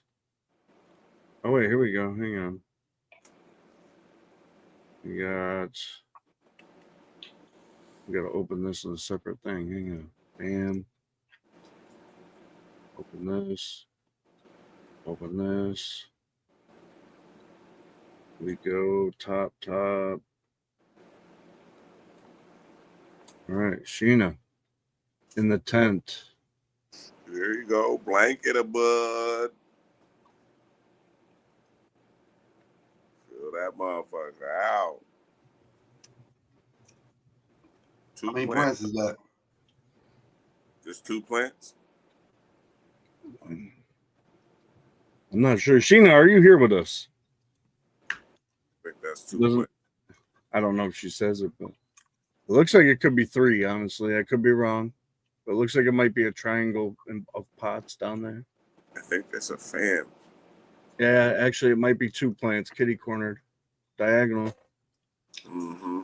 I need you to check the algorithm and see who left once you said no giveaways. I'm gonna give away.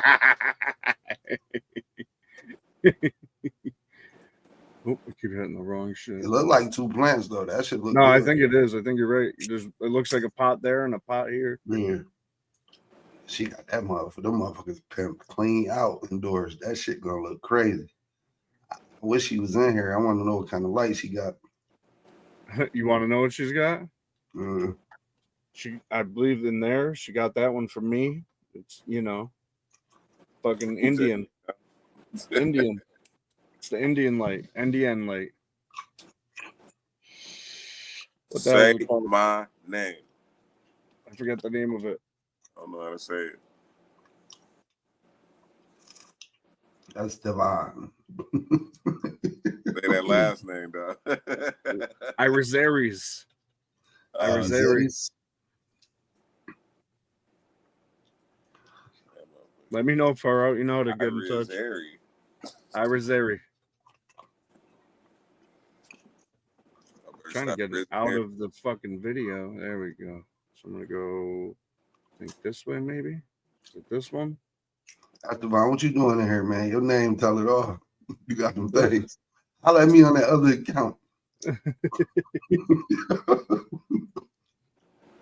It's a twisted. That need more Eddies.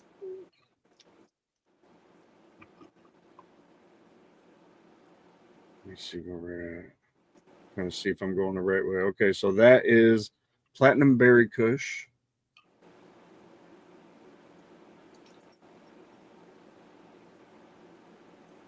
I don't think Sheena's in here at the moment. That is Honey Fried Banana. Them shit's big as fuck back there. Look at that. They're thick. Yeah. Is that an auto? That's what it looks like, right? The way the buds are growing on it. Oh, where is it? Well, I was just looking at the other plants around. Maybe she started it, but I would figure everything else would have same. There's Psycho Cindy.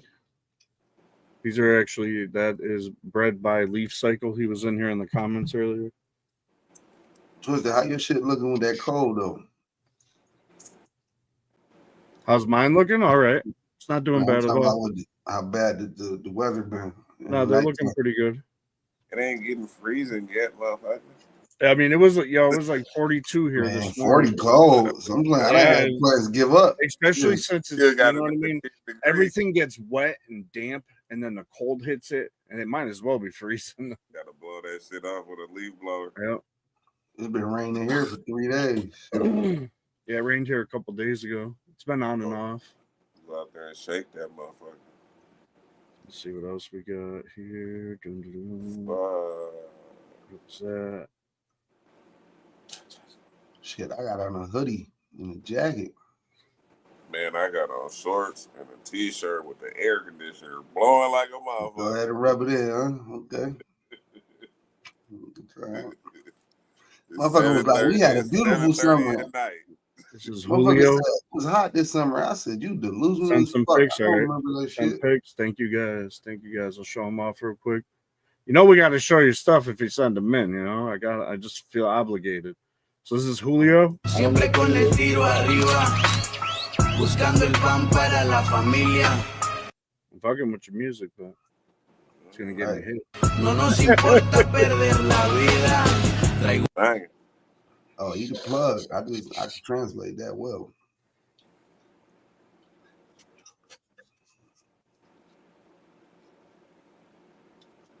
Okay, Nice Julio. full garden. What he got in there? He ain't got no trellises. He ain't got no poles. What's his I don't support think looking so. like? Support gonna matter. You need something. And I don't even think Julio's in here right now. Pull this What out do of the you way. have? 7 gallons? That's what it looks like. He It looks like got a space. He already got like full. The whole thing is already full. Is it flowering right now? yeah, they definitely look like they're flowering. Okay, Cindy. Whole thing filled up in there. Hold up, you got some Cindy and them big ass outside I plants got this bigger than her? Does this picture right here? What you got going on here, Cindy? Which ones are these?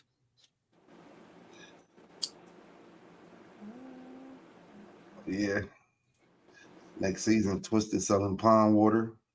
We're gonna jug it up. I'm gonna start jugging this year. I'm gonna fucking throw it in the fridge. Right. Throw it in the cryo. It's gonna last forever.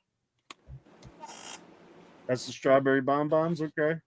Then we're gonna send it out. You gotta let it dry 2 days at 100-degree temperature.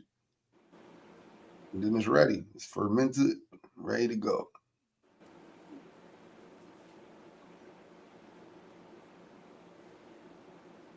Hey, Twisted, what you feed your fish though? Cheerios and fucking cereal and shit like that. Oh my god. Stop poisoning the fish, Twisted. He said stop poison. It's better than the fish food that you fucking, that shit is gross. Man, let's get them some worms and shit. Throw the mixes in there. Oh, some rabbit shit in there.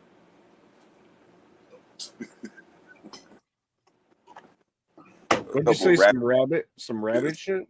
Yeah, some rabbit turds. Oh my god.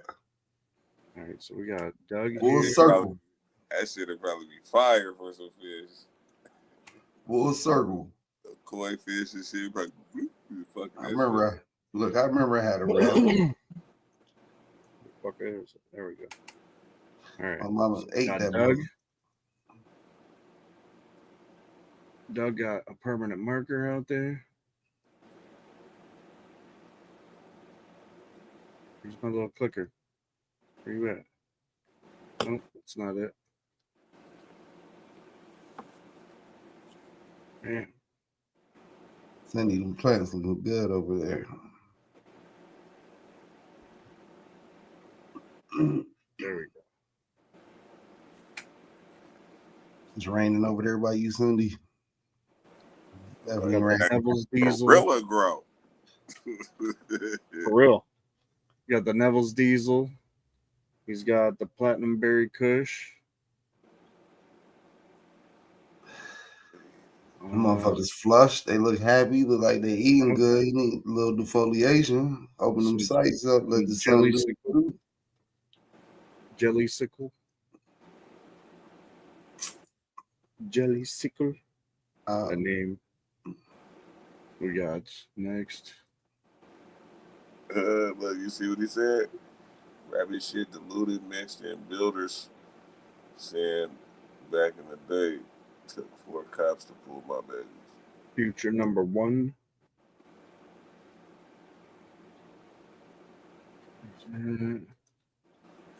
What's this? That's pretty out there, huh? Well, Blackberry Runts Auto. Okay. Oh yeah, that's where autos belong. Outdoors. Let's go. See? Rabbit See shit. what the sun do for the motherfuckers, y'all.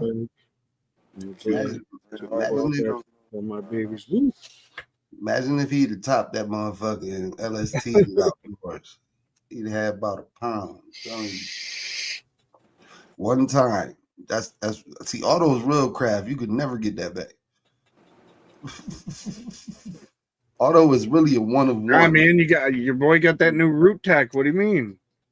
Autos is really a one of one. I wasn't listening to that shit.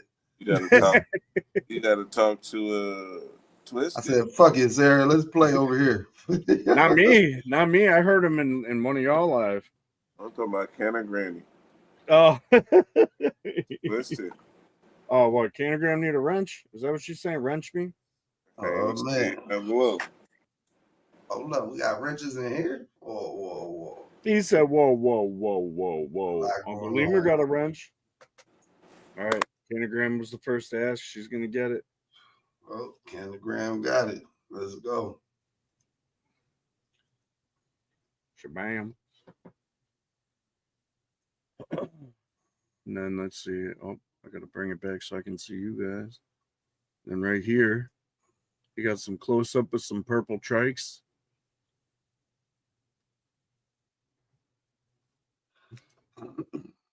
See, that worked out all right, Doug. Just stuck his phone up to the whatever the jeweler loop thing you want, whatever the hell. Yeah, I used to do that shit 5 years ago. Like, try to hold steady and hold that shit at the same time. Oh yeah, I told him I was like, it's a bitch, but you'll get it. You'll get it. Took, I've done it too. Took 90 pictures. Took 90 pictures to get one. For real. That's why you got to take the video, and then once you get the video, you can go in. Got the new iPhone. Make your own shit. Listen, if you got the new iPhone, they got this app on there that do that shit for you the right way. Just like a Trike Finder, Trike Tracker. That shit crazy. Trike Tracker, I think it's called. I watched that motherfucker pull that shit up. He was outdoors. He's pulling this shit for Verizon. He's like, the only reason I bought this phone is because of this big ass phone, nothing but trikes coming through the screen. Like, okay, so I got to get an iPhone. Huh? I'm just waiting on iPhone. It ain't on the iPad. It's only on that new phone. It's a certain phone. Available. Yes, it ain't available on our iPad's got the shittiest cameras on them, I swear. I hate my iPad camera. That shit crazy. Oh wait, Quan sent a video. I just seen it over on IG. Shit, they might have a app for it on them iProducts y'all got. You gotta look for it. But I know this shit came with the phone that he bought. Okay, Quan. Close your DMs down. You got everybody read your It's all open. I mean, what can I do though? That's how I got to show it. Twisted. They just seen my real name in there, man. God damn it. He said they see my real name in there. God damn it. 5 minutes out. Just don't swat me, y'all. You got to zoom in on that motherfucker. What do you got in there? You got to close that side down. I know. I got seriously. Everything's just close it over, like stretch it over. If it just listened to me like that. All right, I'm closing it. Goodbye. It's funny now how nobody Magnifying says glass her on my BS. phone. Do you think that would Motherfuckers at home on their take better? TVs. Jazz, Motherfuckers at home. you just They got to seen try that. it. That's all you can do is try it. That shit was on full screen. Right. On the TV, Funny that how shit nobody- big He as said fuck. it's full screen. Funny how nobody reports her BS. Yeah, who cares? Hold on, there's some people in here that care. They like, hold on, this some smoke. What's that? You got to be in that chat about? to see that shit. Whatever chat that's in, it's in. Man, B, what y'all up? better join. Killer B said he needed ribs. Bill Taylor said he needed ribs. They said, man, Wait, I just threw it. Hang on. No. they fuck rinsed around. out. They want to There's rinse. the three. There's the three right there. I had three in my head to give out. There's the three. So bam. Rinsing it out, huh? There we go. We got Nah, three man, wrenches we gotta added do to it like spooky, blowing man. trees. What up, Y'all blowing gotta trees? be in here 19 hours to get a wrench in one sitting. There's someone I could see. You know, we were talking about tissue culture earlier. There's somebody right there I could see getting into it, man. I'm surprised he hasn't yet. Blowing trees. Blowing trees. He ain't blowing no trees, though. All right, Blowing some dude. trees or what? Where the trees at, man? Let's blow some trees, man. Blowing trees, what's happening, boy? He's You got. already got the wrench, man. The No, I shit really don't came need a up with wrench. the wrench, man. It's over for you, man. Bill, you got a wrench, man. Fuck that. You called it. You wrenched out, Bill. Yeah, So I you got say a wrench. It's too late for that. That boy said that's all I have to say about that. I'm gonna say hashtag the yard. Yeah, that should be rolling at every live. I'll be dying laughing like the yard. Let me hit the yard up. What you got over there? The yard. You All say right. what? What are we Hey. doing for a hashtag today? Just home growers or something else? What are we doing? Shit, whatever you want to put up in there. I'll just put home growers. Hashtag twisted. I do enough of those. We doing 5 giveaways for Spooky since he ain't here. You just give him the names of all the winners, and then he got to send them their shit. She said I'm unwrenchable. What the fuck? Hey, and 18 for Tino. Can't remember the last time I haven't. Let's go blowing trees. Blow them trees. Where the fuck did Little Caesar go? See, that's some bullshit. I think blowing trees needs to get some BYG in his garden. I don't know if he He has might any. got some. I was gonna say he better. He might got some. I don't know. He be around. I don't know though. It's a few people out there with them platinum woofles though, man. Man, you sent them to Mark. Mark, I gotta send him them damn seeds I made. He won the giveaway. Marks. Yeah. But he said he was waiting on that platinum woofle too. he said, man, I could pop them both. I said, you finna have some shit over there, boy. He said, of course I have. Right. Serve.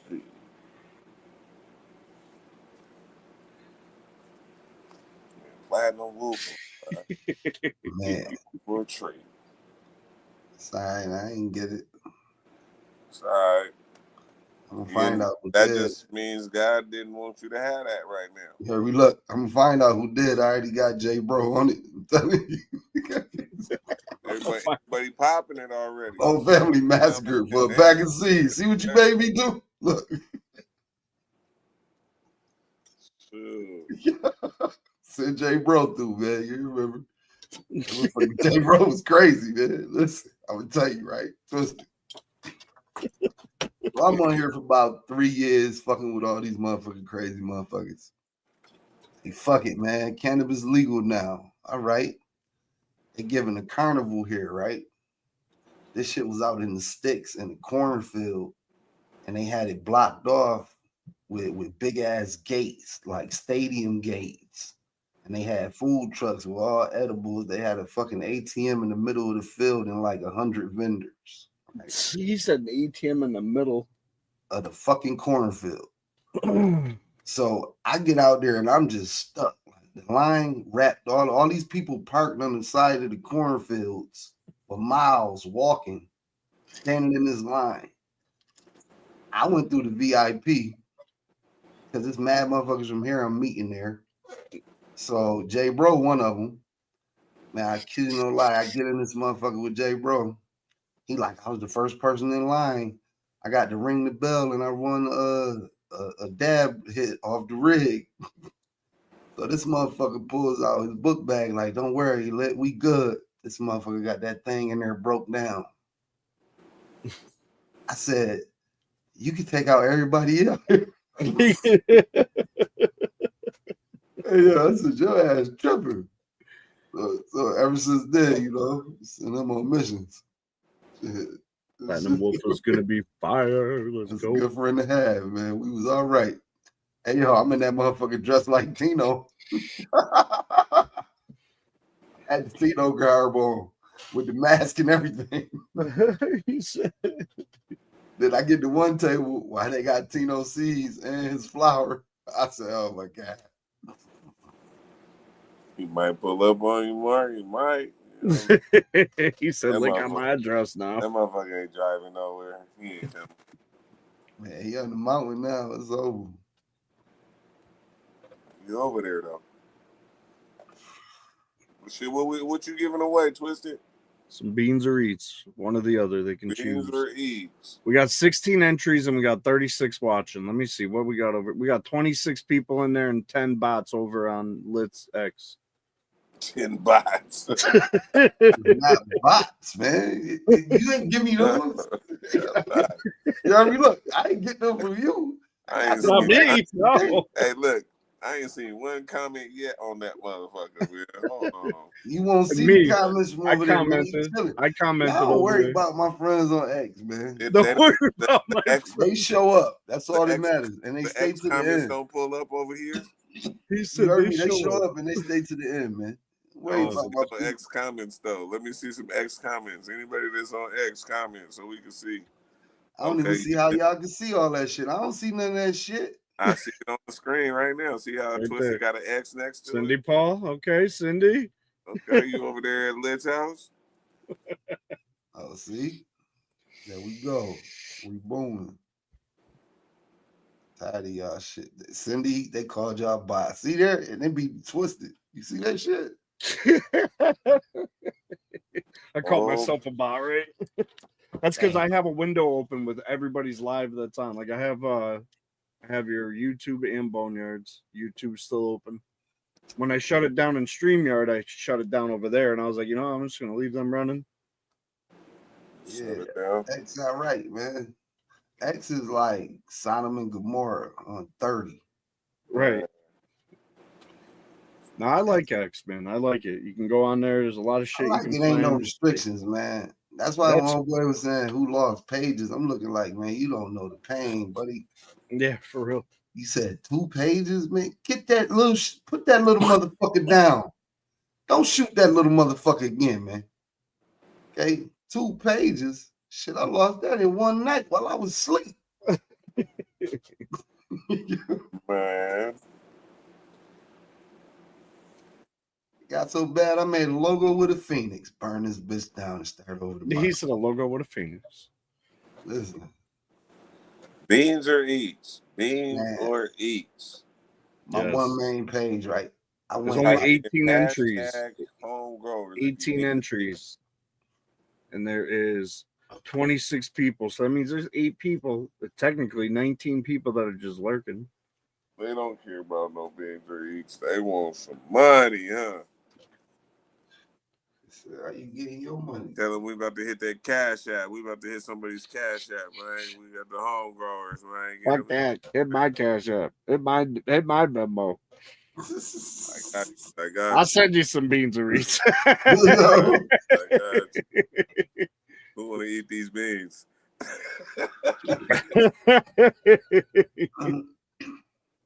Yeah, see, Terp, you got to go on. You got to stop looking at that shit, man. Hey, yeah, I'm trying to You find can this seed. hide stuff like this or whatever on them posts. That way, you only get stuff you want to see. You got to kind of feed your own algorithm into it. Follow the Hey, people you want to follow, and then it'll be nothing but weed after. Like, it's nothing but weed for me. Every now and again, I see guns because I've looked at a couple of them, so it knows. I think He likes Shark. weed. I think Shark could take a flower plant, like a bud, and remake that motherfucker. I don't know. Like I just. Would it be dried out or would it be fresh? I could see fresh, maybe. Like, Yeah, you could probably do it off a fresh one, maybe.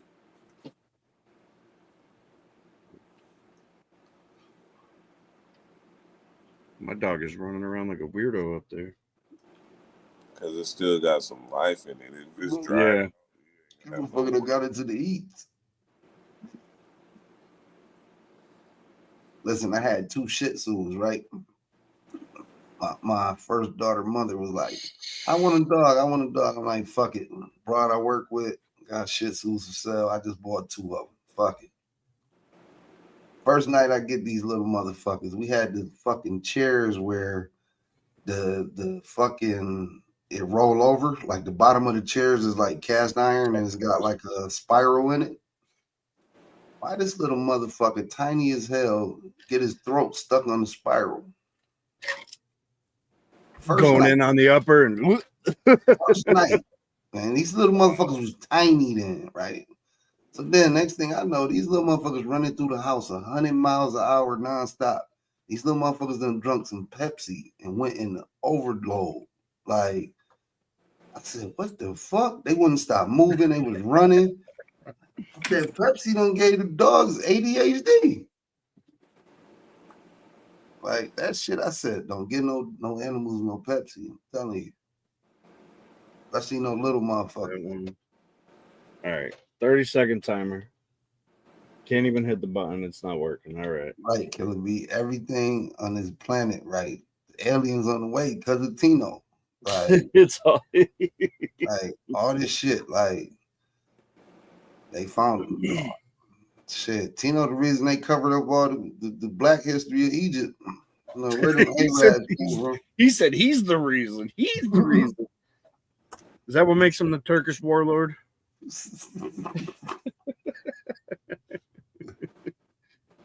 Oh shit. Tino, the reason the Spanish people don't know they Spaniards when it's the same thing.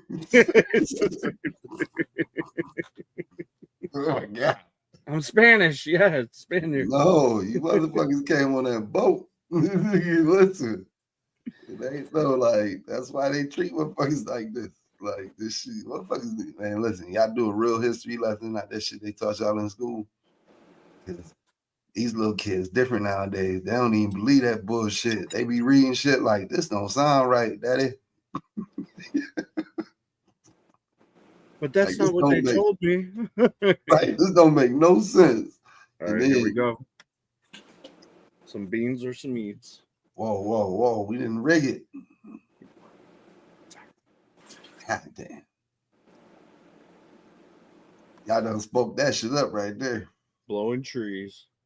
Congrats, bro. Blowing trees. These kids different, man. I'm telling you. They don't want that. Listen, these kids want to know everything. Like, why we ain't went back to the moon yet? I'm looking like, little motherfucker, what is you talking about? Like, they ain't went back. We done been there. Why wouldn't they go back? Hit me up, Blowing. You know my number. Hit him up, Blowing. Hit me up, Blowing. Man, I gotta go eat, man. I'm starving. I gotta do the same thing. Hey, see, because y'all was slipping, right? See, this where y'all fucked up at, right? This is why I still be having energy at this point. Y'all listening? Don't start a live, motherfucker. Nah, but this the secret, right? Listen, you know when In-House was talking to old boy, right? And they was just at it. And then before Tino even came, I would have made something to eat. Because I knew I wouldn't even been able to I was busy sharing out the live, trying to make sure everyone knew where to go in the right chats from where they were. Like, I actually had something when we were in the middle of not going on yet. I had I done pizza. got high. I'm I going done up to ate. have some I'm getting more. high again. Shit. Hey, I got shit cracking. I got steaks and shit. See? Man. All right, everybody. Thanks for joining. Lid said he's going live on IG. Keep an eye out. You going Oh, on let's IG go. or Let's X? go. You going on IG or X? IGX live, stupid. I can't All right. add y'all. I can add. Yeah, I it's don't know. weird. StreamYard you can, but not in X Direct. Yeah, that shit weirdo. It is weird. Start the live, huh, Bill Taylor? Tell him again. Go start the live. Go start that live. Man, I'm See? high, motherfucker. Right. He said, I don't even know if I can. Oh, start now that. you ain't got no energy. I thought you just said, man, right when I got all this energy, y'all want to end this. Listen, Y'all hear it.